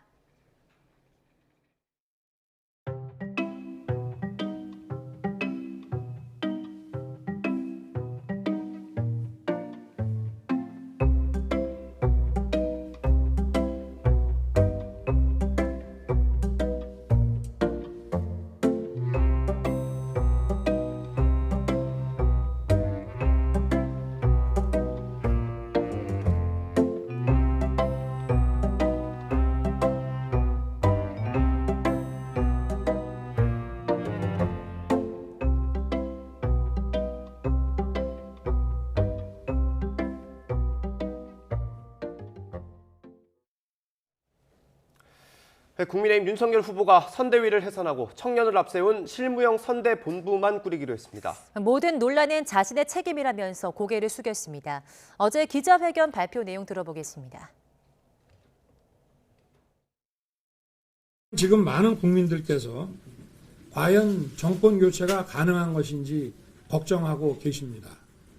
오롯이 후보인 제 책임입니다. 오늘부로 선거대책위원회를 해산하겠습니다. 철저한 실무형 선거대책본부를 구성하겠습니다. 실력 있는 젊은 실무자들이 선대본부를 끌고 나가도록 하겠습니다. 아침에 전화도 드렸고 감사 전화와 또 앞으로 많은 조언 이런 거 부탁드린다고 제가 말씀을 드렸습니다. 어떤 면에서는 좀 요양이 좀 필요한 상황까지 지금 있는 상태거든요. 어떤 정치적인 운동에 동참하기보다 조용히 좀 할 일을 봉사활동 같은 거든지 그런 걸 좀 할 수 있지 않겠나. 또 이준석 대표의 거취 문제는 제 소관 밖의 사항입니다. 그리고 많은 그 당원과 의원들께서 우리 이준석 대표께서 더 좀 적극적으로 이 선거운동에 좀 나서주기를 기대하는 그런 입장이라고 저는 보고 있고요. 합류 2달 만에 떠나게 된 김종인 총괄선대위원장은 윤석열 후보 결정에 불만을 드러냈습니다. 네, 해촉이 아니라 자진 사퇴라고 했고 이 정도 정치 능력으로는 같이 할 수 없다며 비판도 쏟아냈습니다. 김 위원장 발언 직접 듣겠습니다. 선대위 개편에 대해서 윤석열 후보의 당선을 위해서 선대위 개편하자고 하는 건데 그 뜻을 잘 이해를 못하고서 그 주변의 사람들이 쏟아내는 말들을 봐요. 무슨 구태타를 했느니 무슨 상황이니. 내가 원래 선대위로 이렇게 구성할 적에 이런 선대위 구성하지는 안 된다고 처음부터 그랬어요. 그동안 관찰을 하다가 일부 수정을 해보자고 그랬더니 일부 수정을 해도 그게 제대로 기능이 안 돼. 그래서 전반적인 개편을 안 하고서는 이게 불가능하다고 생각해서 전반적인 개편을 하자고 그랬는데 그 주변의 인사들이 어떻게 생각을 했는지 모르지만 여러분들 아마 언론에서 재밌게 많이 썼겠지만 무슨 상황이니 구태타니 내가 무슨 목적으로 해서 구태타라고 그랬어요. 에? 그 정도의 소위 정치적 판단 능력이면은 더 이상 나하고 뜻을 같이 할 수가 없어요. 윤석열 후보 선대위가 해산하면서 이준석 대표 책임론은 일단 잠시 묻히는 분위기입니다. 네, 일부 선대위 조직이 당으로 수렴되고 이준석 대표는 역설적으로 당권을 다지게 됐지만 각종 논란과 이른바 윤핵관과의 갈등은 여전히 잠재돼 있습니다. 이경국 기자입니다. 윤석열 후보 지지율 하락의 주요 원인으로 이준석 대표를 지목하며 집단 행동을 예고했던 국민의힘 의원들은 일단 한 발 물러났습니다. 대표 사퇴를 거론했던 초선 의원들은 대선 승리에 방해되는 언행이 없어야 한다는 정도로 입장을 정리했습니다. 당내 분란은 잠시 유보하고 그리고 또다시 이러한 일이 있을 때는 거기에 대한 어떤 강력한 조치를 취한다는 그런 의원들의 말씀들이 많았습니다. 이준석 대표를 향해 해당 행위라거나 비정상적이라는 표현까지 썼던 중진 의원들도 이 대표를 불러 열기로 했던 연석회의를 취소했습니다. 윤석열 후보가 중대 결심을 발표한 만큼 분란을 더 일으키기보다는 위기 극복에 힘을 모으자는 취지입니다. 선대위 해산으로 일부 조직본부가 당으로 옮겨오면서 이준석 대표의 당권은 오히려 공고해진 모양새입니다. 이 대표는 권영세 신임 선대 본부장과의 친분을 강조하며 윤 후보 행보의 변화를 유심히 지켜보겠다고 밝혔습니다. 때로는 그런 어떤 조직도나 체계가 아니라 실제 연습 문제 풀어졌을 때 장애가 발생하기도 하기 때문에 저희가 신중하게 바라보겠습니다.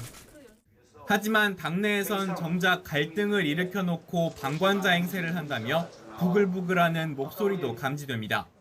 상대방에 대해서는 단 한치의 어떻게 보면 이 공격은 없고 내부적인 문제만 실제에 비해서 굉장히 극대화시키는 방향으로 윤 후보 측 핵심 관계자, 이른바 윤핵관 문제도 여전히 잠재돼 있습니다. 윤 후보는 최측근 인사들이 모두 물러났다며 논란을 일축했지만 일단 그 자리에서 물러나면은 또 자기 나름대로 뛸 수밖에 없는 것이고 이 선거대책 기구에 어떤 영향을 주거나 하기는 현실적으로 불가능합니다. 외곽에서 어떤 형태로든 영향을 미칠 거라는 분석이 나옵니다. 아니 선대위를 그렇게 운영을 해왔는데 누구한테 그런 책임을 져가는 별의별 소리를 그 측근들이 다 많이 해대는데 그런 식으로 해가지고는 선거를 승리로 가져갈 수 없어요. 여기에 김종인 위원장을 포함해 선대위에서 실권을 내려놓은 사람들의 비판이 다시 윤 후보를 향한다면 선대위 해산은 오히려 독이 될 수도 있다는 우려도 적지 않습니다. YTN 이경국입니다. 국민의힘 이준석 대표가 오늘 일정으로 예고했던 변화와 단결 의원총회에 참석하지 않기로 하면서 윤석열 후보와의 갈등이 재현될 조짐을 보이고 있습니다. 이준석 대표는 SNS를 통해 권영세 신임 선거대책본부장에게 젊은 세대의 지지를 움켜볼 수 있는 제안을 연습 문제 형식으로 건넸지만 거부당했다는 글을 올렸습니다. 이 대표의 제안은 지하철역 출근길 인사와 같은 선거 캠페인이었던 걸로 전해졌습니다. 이 대표는 박성중 의원이 윤석열 후보의 참석 대신 짧은 전화 연결로 비판을 받았던 청년 간담회를 해명하면서 이준석 대표의 사보타주로 청년들이 호응하지 않아 소통을 계획했다고 언론에 언급한 내용도 지적했습니다. 민주당 이재명 후보 선대위가 대선 기여도를 지방선거 공천에 반영하고 선대위 인원 30%를 지역과 현장에 투입하기로 했습니다. 국민의힘 윤석열 후보의 선대위 쇄신에 뒤지지 않겠다는 전략으로 보입니다. 이만수 기자입니다. 국민의힘 윤석열 후보가 선대위 해체와 재구성, 김종인 전 위원장과의 결별을 선언한 같은 날, 민주당 이재명 후보 선대위도 기자회견을 자청했습니다. 먼저 민주당 선대위 전략본부는 대통령 선거 기여도를 지방선거 공천에 반영하기로 했습니다. 시도 평균 득표율보다 일정 비율을 웃도는 득표율을 획득한 지역에 대해서는 공천 보장 등 과감한 인센티브를 부여하는 방법도 구체적으로 준비하고 있다는 보고 말씀드립니다. 선대위 인원 30%를 지역과 현장으로 보내겠다고도 약속했습니다. 지난달 이재명 후보가 직접 몽골 기병론을 내걸고 대대적인 선대위 쇄신에 나선 이후 2차 혁신에 착수한 겁니다. 민주당은 또 대선 과정에서 문제를 일으킬 경우 단 한 번의 잘못에도 업무에서 배제하는 원스트라이크 아웃제도 도입해 선대위를 더욱 엄격히 운용하겠다고 강조했습니다. 자만에 빠져서는 안 된다, 오만해서는 선거에서 질 수밖에 없다는 등 최근 불거지고 있는 자성론의 연장선으로 해석됩니다. 특히 기분에 취해서 SNS에 치기 어린 글을 올리거나 오만한 자세를 보여서는 안 될 것입니다. 저부터 현장에서 모범을 보이고 더욱 엄중하게 대선에 임하겠습니다. 이재명 후보 역시 최근 지지율 상승세에 민심은 하늘의 뜻처럼 두려워해야 한다면서 최선을 다하겠다고 몸을 낮췄습니다. 오늘의 이 결론이 우리만의 노력으로 또 국민들께서 전적으로 저희를 지지해서 나타난 현상은 아니라고 보기 때문에 두려운 마음으로 최선을 다하도록 하겠습니다. 이재명 후보가 이번 주말부터 시민들의 쓴소리를 직접 듣겠다면서 대중교통 유세에 나서는 건 역시 더 낮은 자세로 선거에 임하겠다는 후보의 의지가 반영된 것으로 보입니다. YTN 이만수입니다. 사회적 거리두기와 3차 접종률 증가 등의 영향으로 코로나19 확산세가 주춤한 가운데 어젯밤 9시까지 신규 확진자는 모두 3,479명으로 집계됐습니다. 그제 같은 시간 집계치 3,689명보다 210명이 적습니다. 어제 신규 확진자는 수도권에서 2,489명으로 71.5%, 비수도권에서 990명으로 28.5%를 차지했습니다. 이런 추세로 볼 때 오늘 발표될 신규 확진자 수는 조금 더 늘어서 4,000명대에 달할 걸로 예상됩니다. 정부가 화이자에 먹는 코로나19 치료제 팍스로비드 40만 명분에 대한 추가 계약을 체결했습니다. 이에 따라 정부가 확보한 코로나19 먹는 치료제는 미국 화이자의 팍스로비드 76만 2천 명분과 미국 머크의 몰누피라비르 24만 2천 명분 등 모두 100만 4천 명분입니다. 팍스로비드는 예정대로 이달 중순 국내에 도입될 예정입니다. 정부는 제약사와 초도 물량과 도입 일정 등에 대한 세부적인 사항을 확정하는 마무리 단계에 있다며 다음 주에 먹는 치료제 도입과 활용 방안을 국민에게 안내할 예정이라고 밝혔습니다. 네, 법원의 결정으로 정부의 방역 패스 제도에 처음으로 제동이 걸렸습니다. 네, 방역 패스 적용이 우선 중단된 곳은 학원과 독서실, 스터디 카페 한정돼 있긴 하지만 파장이 시설 전체로 번질지 주목됩니다. 김다연 기자입니다. 법원 결정으로 방역 패스 적용이 중단된 시설은 학원과 독서실, 스터디 카페입니다. 사교육 단체 등이 청소년이 주로 이용하는 곳만을 대상으로 문제를 제기했기 때문인데 파장이 시설 전체로 번질 가능성도 작지 않습니다. 실제로 지난달 말 현직 의사와 간호사 등 시민 1,000여 명은 정부가 일상생활이 불가능할 정도로 미접종자의 기본권을 침해한다며 방역 패스 제도 자체를 취소해달라고 소송을 냈습니다. 참가자들은 마찬가지로 소송 결과가 나올 때까지 제도 적용을 멈춰달라는 집행정지도 신청했는데 이번 주 금요일 첫 신문이 예정돼 있습니다. 정부가 정한 방역 패스 의무 적용 시설은 실내 체육시설과 식당, 카페, 학원, 마트 등 17개. 만약 신청이 받아들여지면 시설 전체에 대한 제도 적용이 당분간 중단될 수 있습니다. 물론 학원 등에 대한 방역 패스 중단은 학습권과 교육시설의 특수성이 고려됐다는 점에서 두 사안은 엄밀히 다릅니다. 하지만 이번 법원 결정문을 보면 방역 패스 자체에 대한 재판부의 회의적인 시각을 엿볼 수 있습니다.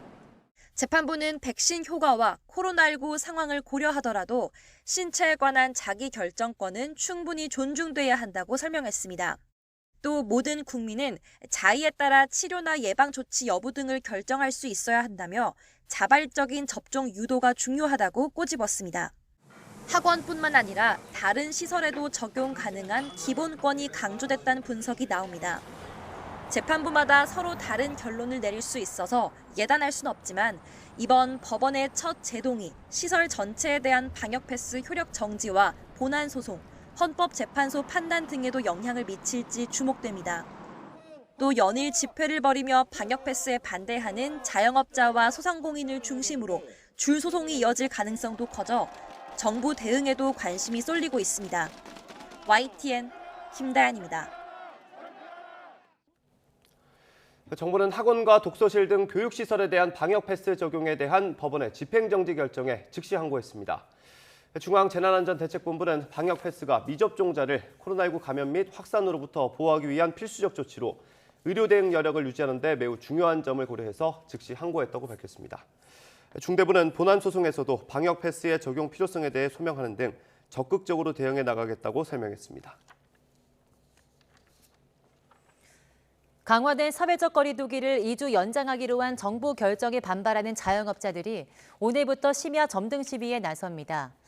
전국 자영업자 비상대책위는 오늘부터 오늘 14일까지 영업이 끝난 이후에도 가게와 간판불을 자정까지 켜놓는 시위를 진행할 계획입니다. 대책위는 방역 패스와 영업 제한을 규탄하는 자영업자들의 목소리에 정부가 답이 없다면 더욱 강력한 단체 행동에 돌입하겠다고 경고했습니다. 오늘부터 소상공인 248만 명에게 100만 원씩 2차 방역 지원금이 지급됩니다. 이번엔 지난 1차 지급 때 빠졌던 다수 사업체 운영자 2만 8천여 명도 포함돼 1인당 최대 4곳까지 지원금을 받을 수 있습니다. 또 방역 조치 강화에 따른 간접 피해 업종인 숙박업 약 4만 곳을 비롯해 여행업, 미용업 등도 지원금을 받을 수 있게 됐습니다. 오늘부터 이틀 동안은 사업자 등록번호 끝자리 기준 홀짝제가 적용되고 1차 지급 때처럼 오후 6시 이전에 신청하면 100만 원이 당일 입금됩니다. 정부는 방역 패스 확대 필요성을 강조하면서도 코로나19 유행 상황이 개선되면 방역 패스 대상을 축소하겠다고 밝혔습니다. 또 임신부나 기저질 환자 등 백신 접종이 어려운 사람들까지 방역 패스를 적용하는 것은 불합리하다는 주장에 예외 대상을 확대하는 방안을 검토 중입니다. 보도에 이동호 기자입니다. 학원과 독서실 등에 대한 방역 패스 효력 정지와 관련해 정부는 방역 패스가 중요한 방역 전략임을 강조하면서도 방역 패스 적용 예외 대상을 확대하는 등 개선 방안을 마련하겠다고 밝혔습니다. 임신부나 기저질환자 등 백신 접종이 사실상 어려운 사람들까지 식당과 마트 등 이용에 제한을 두는 것은 불합리하다는 목소리가 높기 때문입니다. 특히 국내에서는 임상 3상에 나오지 않은 부작용들이 상당히 지금 나오고 있고 국내 사례에 대해서는 조금 더 정부가 검토를 하셔서 빠른 시간 내에 예외 진단을 좀 인정을 해 주시면 도움이 될 것 같습니다. 정부는 이에 따라 전문가들과 함께 방역 패스 예외 범위를 계속 조정해 나가겠다고 밝혔습니다. 법원의 효력 정지 결정으로 방역 패스를 둘러싼 논란이 재점화되자 정부는 일상 회복을 위해 방역 패스 확대는 불가피하다고 강조했습니다. 다만 유행 상황이 개선되면 방역 패스를 축소할 것이라며 조금만 더 참여해 달라고 호소했습니다. 유행이 확산되는 시기에는 방역 패스를 확대하며 미접종자 감염을 최소화하고 다시 안정화되면 다시 방역 패스 대상을 축소하는 형태로 유행 수준을 통제하며 정부는 아울러 방역 패스 관련 국민 불편을 최소화하겠다고 다짐했습니다. 향후 방역 패스를 적용하는 과정에서도 국민 여러분의 불편이 최소화될 수 있도록 균형 있게 운영해 나가겠습니다. 방역 당국은 그러나 방역 패스가 기본권을 침해한다는 주장에는 반박했습니다. 당국은 기본권 제약을 최소화하기 위해 PCR 음성 확인서나 접종 불가자, 18세 이하 등 예외를 설정해서 운영하고 있다고 설명했습니다. YTN 이동우입니다.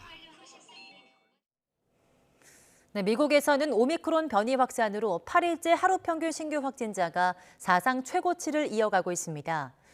조 바이든 정부는 지난해와 다르다며 학교와 기업이 문을 열어야 한다는 입장이지만 일부 지역 학교는 온라인 수업으로 전환하고 있고 미국 월가 등 기업들도 사무실 복귀를 주저하고 있습니다. 워싱턴 강태욱 특파원이 보도합니다.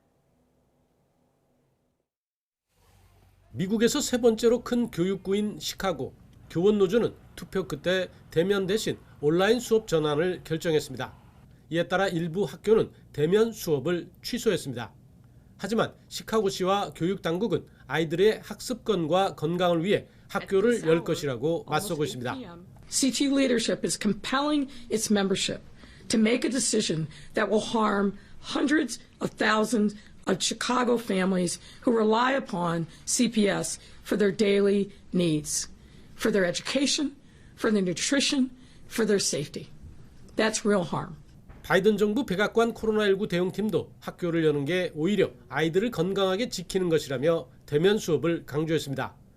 특히 예방 조치를 위해 1,300억 달러, 검사를 위해 추가로 100억 달러를 지원한 만큼 학교는 열 준비가 돼 있다고 설명했습니다. 그러면서 여전히 미국 전역에서 학교의 96%는 문을 열었다고 강조했습니다. We have the tools to keep ourselves, our loved ones, and our communities safe. And importantly, we have the tools we need to keep our schools open. 기업도 직원들의 사무실 출근을 놓고 고민입니다. 금융회사들이 몰려있는 뉴욕시는 일상을 회복해야 한다고 강조하고 있습니다. 하지만 기업들로서는 직원들의 사무실 복귀 계획을 연기하거나 취소하고 있는 실정입니다. 미국의 일주일간 하루 평균 신규 확진자는 4일 기준 54만여 명으로 8일째 사상 최다입니다. 확산세가 여전한 만큼 일상 회복을 두고 벌어지는 갈등은 당분간 불가피해 보입니다. 워싱턴에서 YTN 강태욱입니다.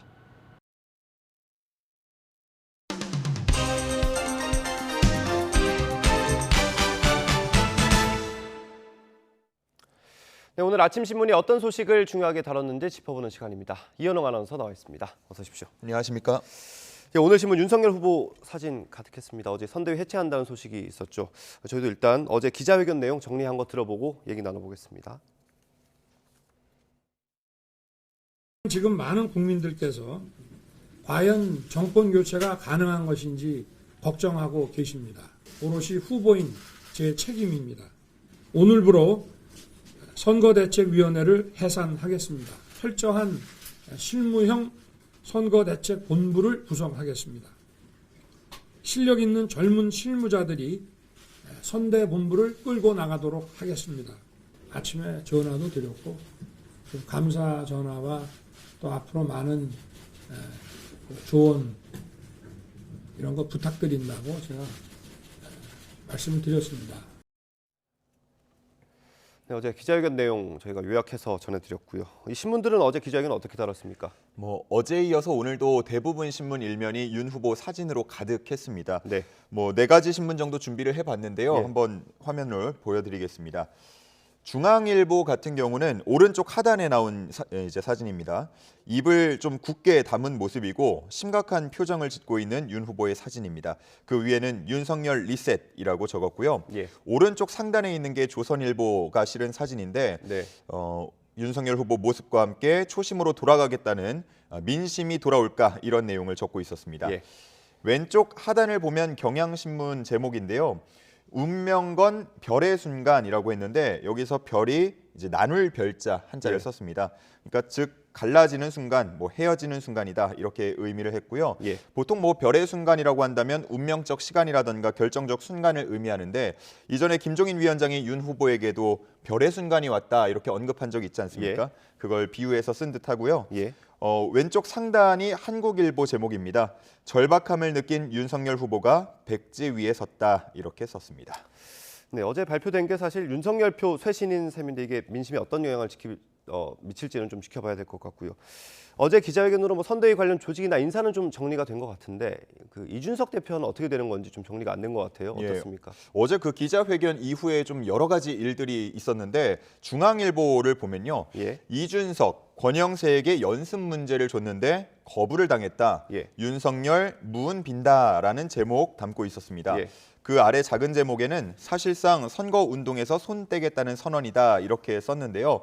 이 상황이 어떤 건지 잠시 정리를 해드리면 이준석 대표가 신임 선대본부장을 맡은 권영세 의원에게 상식적 수준의 선거 캠페인, 여기서 표현한 이제 연습 문제를 줬는데 거절당했다고 합니다. 그리고 여기에 더해서 박성중 의원이 이준석 대표를 향해서 사보타주, 그러니까 태업을 한다고 언급해서 논란이 조금 더 더해지는 모습이었고요. 이 대표가 SNS에 글을 올려서 이런 내용들을 밝히면서 윤 후보의 당선을 기원하며 무운을 빈다 이렇게 적었습니다. 참고로 무운을 빈다 이 표현은 이전에 대선 출마 의사를 밝혔던 안철수 후보에게도 했던 말이기도 한데요. 이준석 대표는 중앙일보와 인터뷰를 통해서 이제 사실상 끝난 것이다. 그리고 오늘 이제 6일입니다. 오늘 있을 의원총회에도 가지 않겠다 이렇게 언급했다고 합니다. 네, 이게 갈등이 끝난 줄 알았더니 계속 이어지고 있네요. 더 커진 셈이죠. 오늘도 정치권 주시해야 될 것 같고요.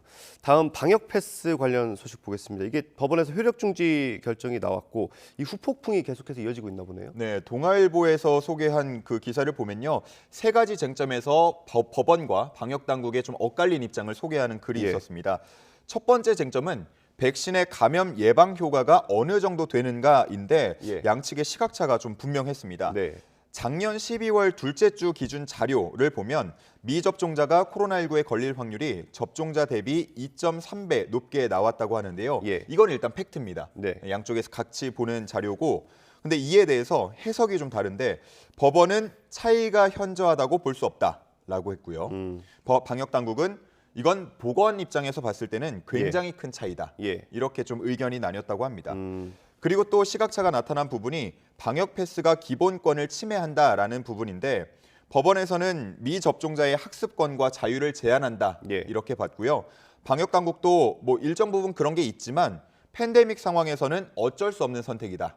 이런 좀 입장차가 있었습니다. 세 번째 쟁점, 접종률이 높으면 방역 패스가 필요 없는가라는 점인데요. 법원에서는 이미 접종률이 높은 상황에서 소수의 미접종자에게 불이익을 주는 것은 부적절하다고 봤고요. 방역 당국은 소수의 미접종자 보호를 위해서라도 방역 패스가 필요하다는 입장이었습니다. 이게 법원의 결정을 좀 떠나서 사회적으로 이런 여론이 좀 뭉쳐지는 게 좋을 텐데 그런 좀 의견의 차이가 있는 게 좀 우려스럽긴 하네요. 다음 소식 보겠습니다. 수요 집회 관련 소식인데 벌써 30주년이나 됐네요. 맞습니다. 서울신문에 실린 사진을 보면요. 이 서울 수요 집회 30이라는 글씨가 눈에 띕니다. 그리고 그 뒤에 보면 손팻말을 들고 있는 이제 집회 참가자분들의 모습이 있는데 보면은 공식 사죄 아니면 법적 배상 이런 요구들을 하는 손팻말 들고 있었습니다. 1992년 1월 8일부터 시작해서 이제 30주년을 맞이해서 어제 수요일이었으니까 열렸는데 네. 보통은 평화의 소녀상 앞에서 진행이 됐는데 예. 어제는 좀 거기서 거리가 떨어져서 진행이 됐다고 합니다. 평화의 소녀상 앞 자리를 일부 보수 성향 단체가 선점했기 때문인데요. 이 보수 성향 단체들은 위안부는 가짜다. 위안부 문제가 한일 관계를 악화시키고 있다. 이런 주장을 하면서 맞불 집회를 열었다고 합니다. 예. 그리고 정의기억연대 후원금을 유용한 혐의를 받고 있는 윤미향 의원 30주년 집회에는 참석하지 않았다라는 내용도 담겨 예. 있었고요. 개인적으로는 한 자원봉사자 인터뷰가 마음에 좀 와닿는데 네. 40주년 수요 집회는 안 할 수 있었으면 좋겠다. 예. 이런 인터뷰를 했다고 합니다. 네, 참 인터뷰가 마음이 아프네요. 예. 다음 소식 보겠습니다. 오스템 임플란트에서 1,800억 원 횡령했던 직원이 잡혔네요. 맞습니다. 본인이 소유하고 있던 건물 한 방에 숨어 있다가 경찰에 체포됐는데 네. 동아일보가 해당 직원이 횡령에 앞서서 신변을 정리하고 있던 그 정황들을 좀 기사로 쓴 게 있었습니다. 예. 보여드리면 횡령 용의자 이모 씨입니다. 작년 12월 주식을 매도한 돈으로 약 680억 원 되는 금괴를 구매했는데 예. 어제 이제 이 씨가 검거가 되면서 이 금괴가 함께 발견이 되는가 이 부분에 대해서 주목이 됐습니다. 네. 하지만 이 신문은 아직은 알려진 바가 없다라고 썼고요. 예.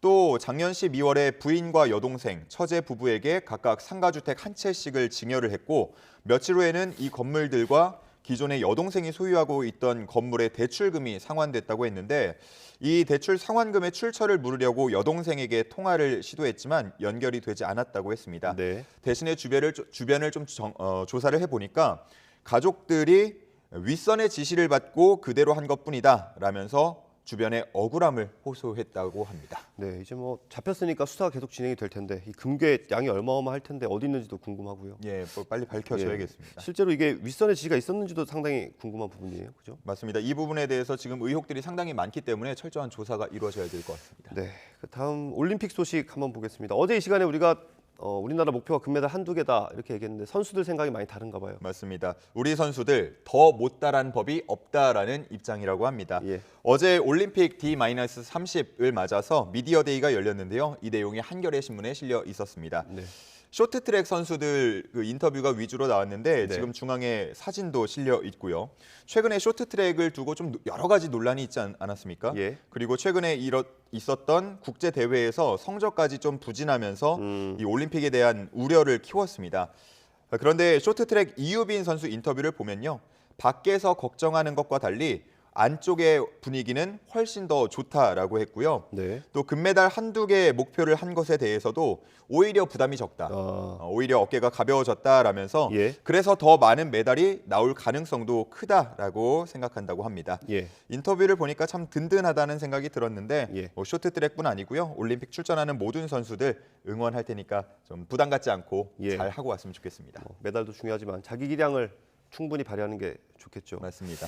다음도 스포츠 소식인데 테니스 스타죠. 조코비치 선수가 좀 특혜 논란이 있었네요. 예, 그렇습니다. 조선일보에 실린 내용인데요. 예. 백신을 맞지 않은 조코비치가 호주 오픈에 출전을 허가받으면서 예. 특혜 논란이 좀 생겼다고 합니다. 네.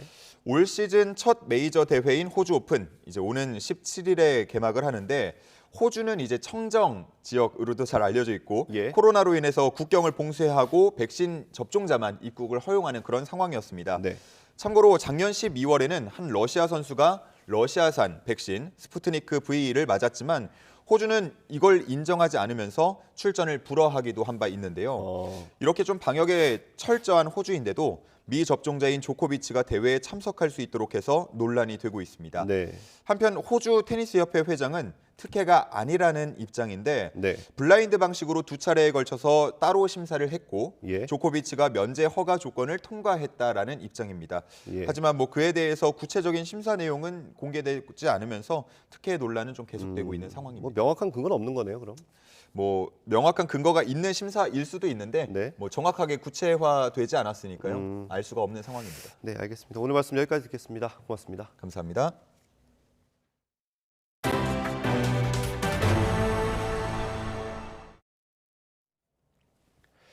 세계 최대 가전 IT 전시회인 CES가 우리 시각으로 오늘 새벽 개막했습니다. 이 현장에는 국내 기업들이 개발한 첨단 로봇들이 기술력을 뽐내고 있다고 합니다. 미국 라스베거스의 CES 현장에 나가 있는 취재기자 연결해서 자세히 알아보겠습니다. 박홍구 기자. 예, 라스베거스입니다. 네, 현장에 신기한 로봇들 참 많을 것 같습니다. 현장에서 보신 게 어떤 게 있습니까? 예, 지금 이번 CES에 전시되고 있는 로봇은 크게 보면 세 가지입니다. 산업용, 가정용, 그리고 이동형 로봇이 전시되고 있습니다. 제가 지금 서 있는 곳은 두산그룹의 계열사인 두산 로보틱스의 전시장인데요. 두산 로보틱스는 이번에 산업용 로봇을 가져왔습니다. 특히 이번 CES에서 혁신상을 받은 카메라 로봇을 가져왔습니다. 기존 산업용 로봇을 활용한 카메라 시스템과는 달리 공간을 적게 차지하면서도 공간 촬영 등의 특화된 기능을 갖추고 있습니다. 이번 CES에서는 코로나19 때문에 행사를 크게 하긴 어려워서 제한된 범위 내에서 관람객들에게 동영상 촬영을 해주고 있습니다. 또 드럼 연주를 도와주는 협동 로봇도 전시가 됐습니다. 드러머는 매시간 공연을 펼치는데 두산그룹은 이 공연이 앞으로 많은 영역에서 마주하게 될 로봇과의 유쾌한 일상을 소개하는 차원이라고 설명했습니다. 두산그룹 바로 옆에는 현대차가 다양한 이동용 로봇을 전시하고 공연을 펼쳤습니다. 그중에서도 현대차의 로보틱스 기술이 집약된 소형 모빌리티 플랫폼 모베드가 관심을 모았습니다. 바퀴 4개가 제각각 움직이고 높이도 자유자재로 조절돼서 어떤 상황에서도 수평을 유지할 수 있습니다. 또 현대차가 인수한 보스턴 다이내믹스에서 개발한 4족 로봇 스팟도 음악에 맞춰 춤을 추며 관람객들의 발길을 잡았습니다. 현대차는 모빌리티와 로봇을 결합한 미래 비전을 구체화하는 데 힘을 모으고 있습니다. 삼성전자는 삼성봇 I라는 이름의 가정용 로봇을 공개했습니다. 인간과 상호작용하는 로봇인데요. 사람 옆에서 임무를 수행하고 원격 조종도 가능하며 사용자의 AI 아바타가 로봇과 연동하는 방식입니다. AI 아바타는 언제 어디서나 사용자가 필요한 일을 대신해주는 개념의 조수라고 할 수 있습니다.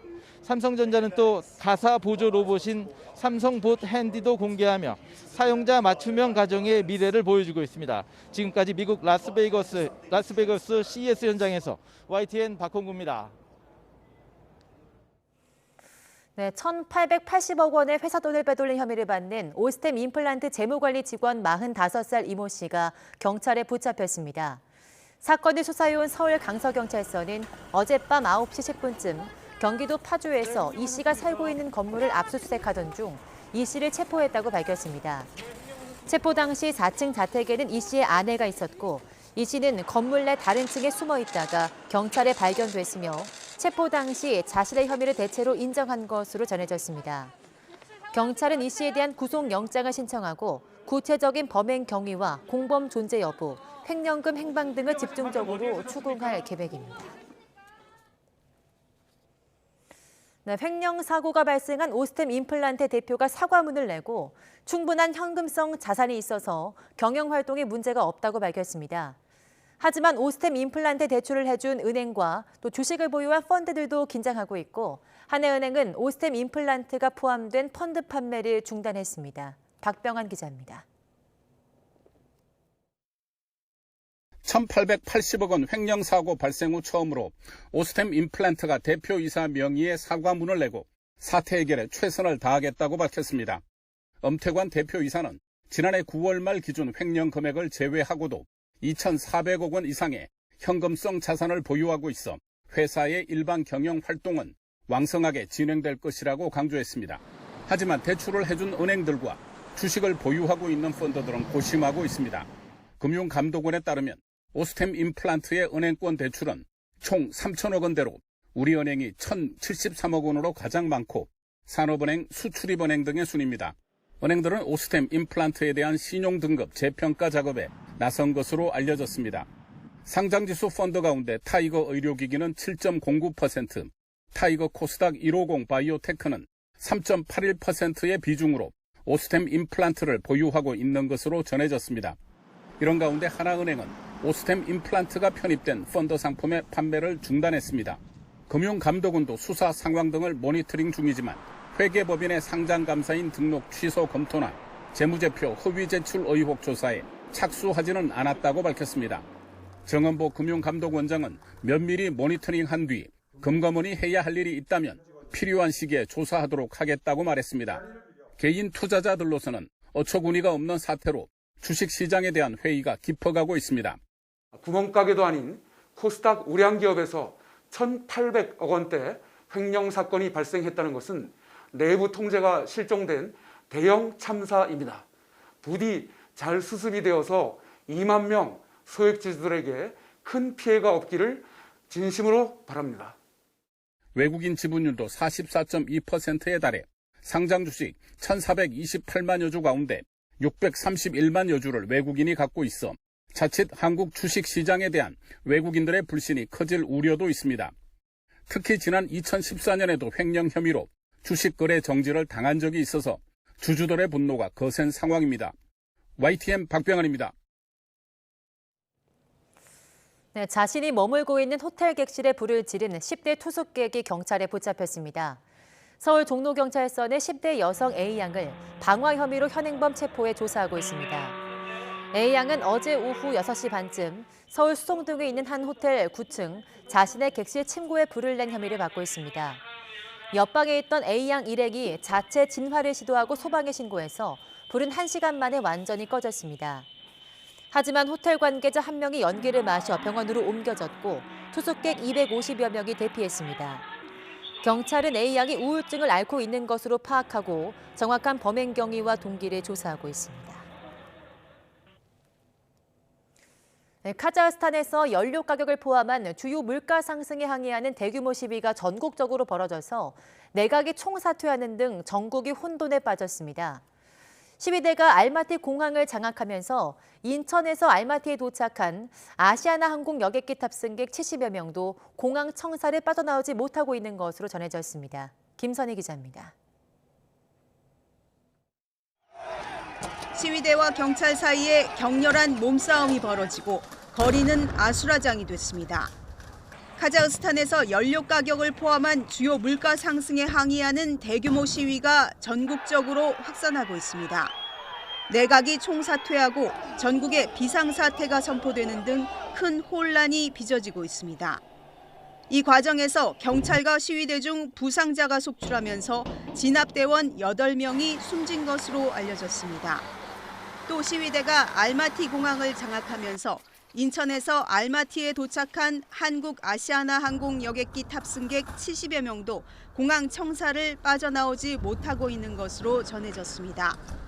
탑승객들은 아시아나 직원의 안내를 받아 안전한 장소에 대피한 상태고 현지 시각 오전 7시에 통금이 풀리면 공항 상황에 따라 이동 여부가 정해질 전망입니다. 탑승객들은 한국인들도 많지만 절반 이상이 외국인인 것으로 알려졌습니다. 카심 조마르트 도가예프 대통령은 국영 TV 방송에 출연해 대국민 담화를 발표하고 단호하게 대응할 의지를 밝혔습니다. 유엔도 현재 상황을 면밀히 주시하고 있습니다. Following with concern and monitoring the situation in Kazakhstan, I think it's very important for all involved in these current events to exercise restraint, refrain from violence. 카자흐스탄의 대규모 시위는 차량용 액화 천연가스, LPG 가격이 2배로 인상된 데 불만을 품은 시민들이 지난 2일부터 길거리로 쏟아져 나오면서 촉발됐습니다. 이후 시위 사태는 알마티, 수도 누르술탄, 중부 카라간다, 서부 아티라오, 남부 심켄트 등 전국 주요 도시들로 번지면서 확산했습니다. 시위대는 가스 가격 인하 외에 복지 개선, 내각 사퇴 등을 요구했습니다. 전문가들은 이번 시위 사태에 대해 나자르바예프 초대 대통령 세력의 장기 독재와 전횡, 코로나19 사태 등으로 악화한 경제난 등이 원인이 됐다고 분석했습니다. YTN 김선희입니다. 네, 세계 최대 규모의 항공기 엔진 정비 클러스터가 인천 영종도에 들어섭니다. 인천시가 원스톱 행정 서비스를 지원하고 대한항공이 3,300억 원을 투자하는 엔진 정비 클러스터는 2025년에 완공될 예정인데요. 고급 일자리 창출과 경제 효과가 클 것으로 전망됩니다. 보도에 이기정 기자입니다. 인천 영종도에 있는 항공기 엔진 정비 테스트 셀입니다. 항공기 엔진 가운데 가장 큰 GE90 엔진이 해체대 점검을 받고 있습니다. 뒤에 있는 엔진은 세계에서 가장 큰 엔진 GE90 모델로 그 힘은 소나타 140마력짜리 힘의 한 821대의 분량과 똑같다고 보면 되겠습니다. 세계 최대 규모의 엔진 테스트 셀을 갖추고 있는 대한항공은 현존하는 모든 민항기 엔진에 대한 정비가 가능하도록 영종도에 엔진 정비 클러스터를 구축할 계획입니다. 2025년까지 3,346억 원을 투자해 시설 규모를 4배 이상 늘리고 정비 능력은 현재 100대에서 300대로 엔진 종류도 5종에서 11종으로 확대하기로 했습니다. 현재 국내 항공기 엔진의 32%만 자체 정비가 가능하지만 2035년이 되면 80%까지로 올라가게 되며 더 나아가 아시아 다른 나라들의 항공 정비 물량도 수주하게 됩니다. 인천시는 항공정비 MRO 산업 발전을 위해 엔진 정비 클러스터 구축을 위한 원스톱 행정 서비스를 지원하기로 했습니다. 외화를 절약하고 또 제때 수리를 받아서 항공 경쟁력을 높여갈 수 있을 거로 기대가 됩니다. 항공기 엔진 정비 생태계가 구축되면 1,000명 이상의 엔진 기술 일자리가 생기게 됩니다. 인천시는 지난해 이스라엘 항공기 개조와 미국 아틀라스 항공 화물기 정비를 선수주한 만큼 사업 개시 시점인 2025년까지 맞춤형 교육훈련 지원 사업도 중점적으로 펼치겠다는 계획입니다. 항공기 유지와 보수, 운영까지를 아우르는 항공정비 MRO 산업이 인천국제공항이 있는 영종도의 지리적 이점과 맞물려 급속히 비상할 것으로 전망됩니다. YTN 이기정입니다. 네, 제주 한라산에는 어제 소환추위에 대설특보가 발효돼 많은 눈이 내렸는데요. 멋진 설경을 부르는 사람들의 발길이 종일 이어졌습니다. 고재영 기자가 다녀왔습니다. 소환이 몰고 온 추위에 한라산은 더 두꺼운 눈옷으로 갈아입었습니다. 앙상한 나뭇가지마다 하얀 눈꽃이 피었습니다. 차량 통행은 막혔지만 멋진 설경을 놓칠세라 사람들은 걸어서라도 산을 찾습니다. 부지런히 올라왔건만 한라산을 오르는 등반로는 폭설에 모두 전면 통제됐습니다. 눈에 막혀 산에 오르지 못하는 아쉬움도 잠시. 멋진 설경은 감탄을 자아냅니다. 입산 통제는 됐지만 설경이 너무 아름다워서 사진 찍는데 진짜 정신없이 시간을 보낸 것 같아요. 너무 올 한 해 출발 잘하는 것 같습니다. 네. 천연기념물 347호인 제주마가 추위를 피해 내려가 한적했던 마방지. 들판을 뒤덮은 눈을 보러 온 사람들로 모처럼 시끌벅적합니다. 아이들은 눈을 굴리며 눈사람을 만드느라 분주합니다. 부산에는 눈이 많이 안 와서 제주도 와서 눈사람을 만들어서 좋았어요. 소환 추위가 몰고 온 한라산 폭설이 사람들에게 멋진 설경과 추억을 선물했습니다. YTN 고재영입니다. 오늘은 추위가 한결 누그러지면서 예년 이맘때 겨울 날씨를 보이겠습니다. 현재 서울 기온은 영하 5.4도로 어제보다 2도가량 높고요. 낮 기온은 영상 4도까지 올라서 오늘은 종일 예년 기온을 1에서 2도가량 웃돌겠습니다. 하지만 추위 대신 미세먼지가 말썽입니다. 현재 대기가 정체되면서 중서부와 전북 지역에 공기가 탁한데요. 낮 동안에도 중국발 스모그가 유입됩니다. 오늘은 수도권과 충청, 대구 지역은 종일 먼지 농도가 짙게 나타나겠고요. 영서와 광주, 전북은 오전 한때 먼지 농도 나쁨 수준을 보이겠습니다. 먼지만 아니라면 오늘 전국 하늘은 대체로 맑겠습니다. 다만 어제부터 남부지방에 내린 눈비가 얼며 도로 곳곳이 빙판을 이룰 것으로 보이니까요. 출근길 교통안전에 주의해 주시기 바랍니다. 오늘 아침 기온은 어제보다 2에서 6도가량 높습니다. 현재 서울 기온은 영하 5.4도, 대전 영하 4.8도로 출발하고 있습니다. 낮 기온도 서울 4도, 광주 7도, 부산 11도로 어제보다 2에서 4도가량 높겠습니다.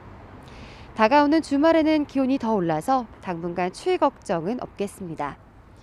맑은 날씨 속에 수도권과 동쪽 지역에는 계속해서 건조특보가 발효 중입니다. 산불 외에도 실내 전열기 사용으로 인한 주택 화재가 발생하지 않도록 각별히 주의해 주시기 바랍니다.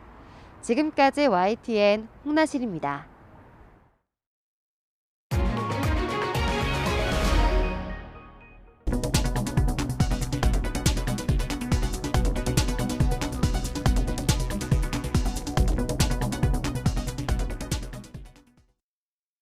이상으로 굿모닝 YTN 마치겠습니다. 잠시 후 YTN 24가 이어집니다. 시청해주신 여러분 고맙습니다.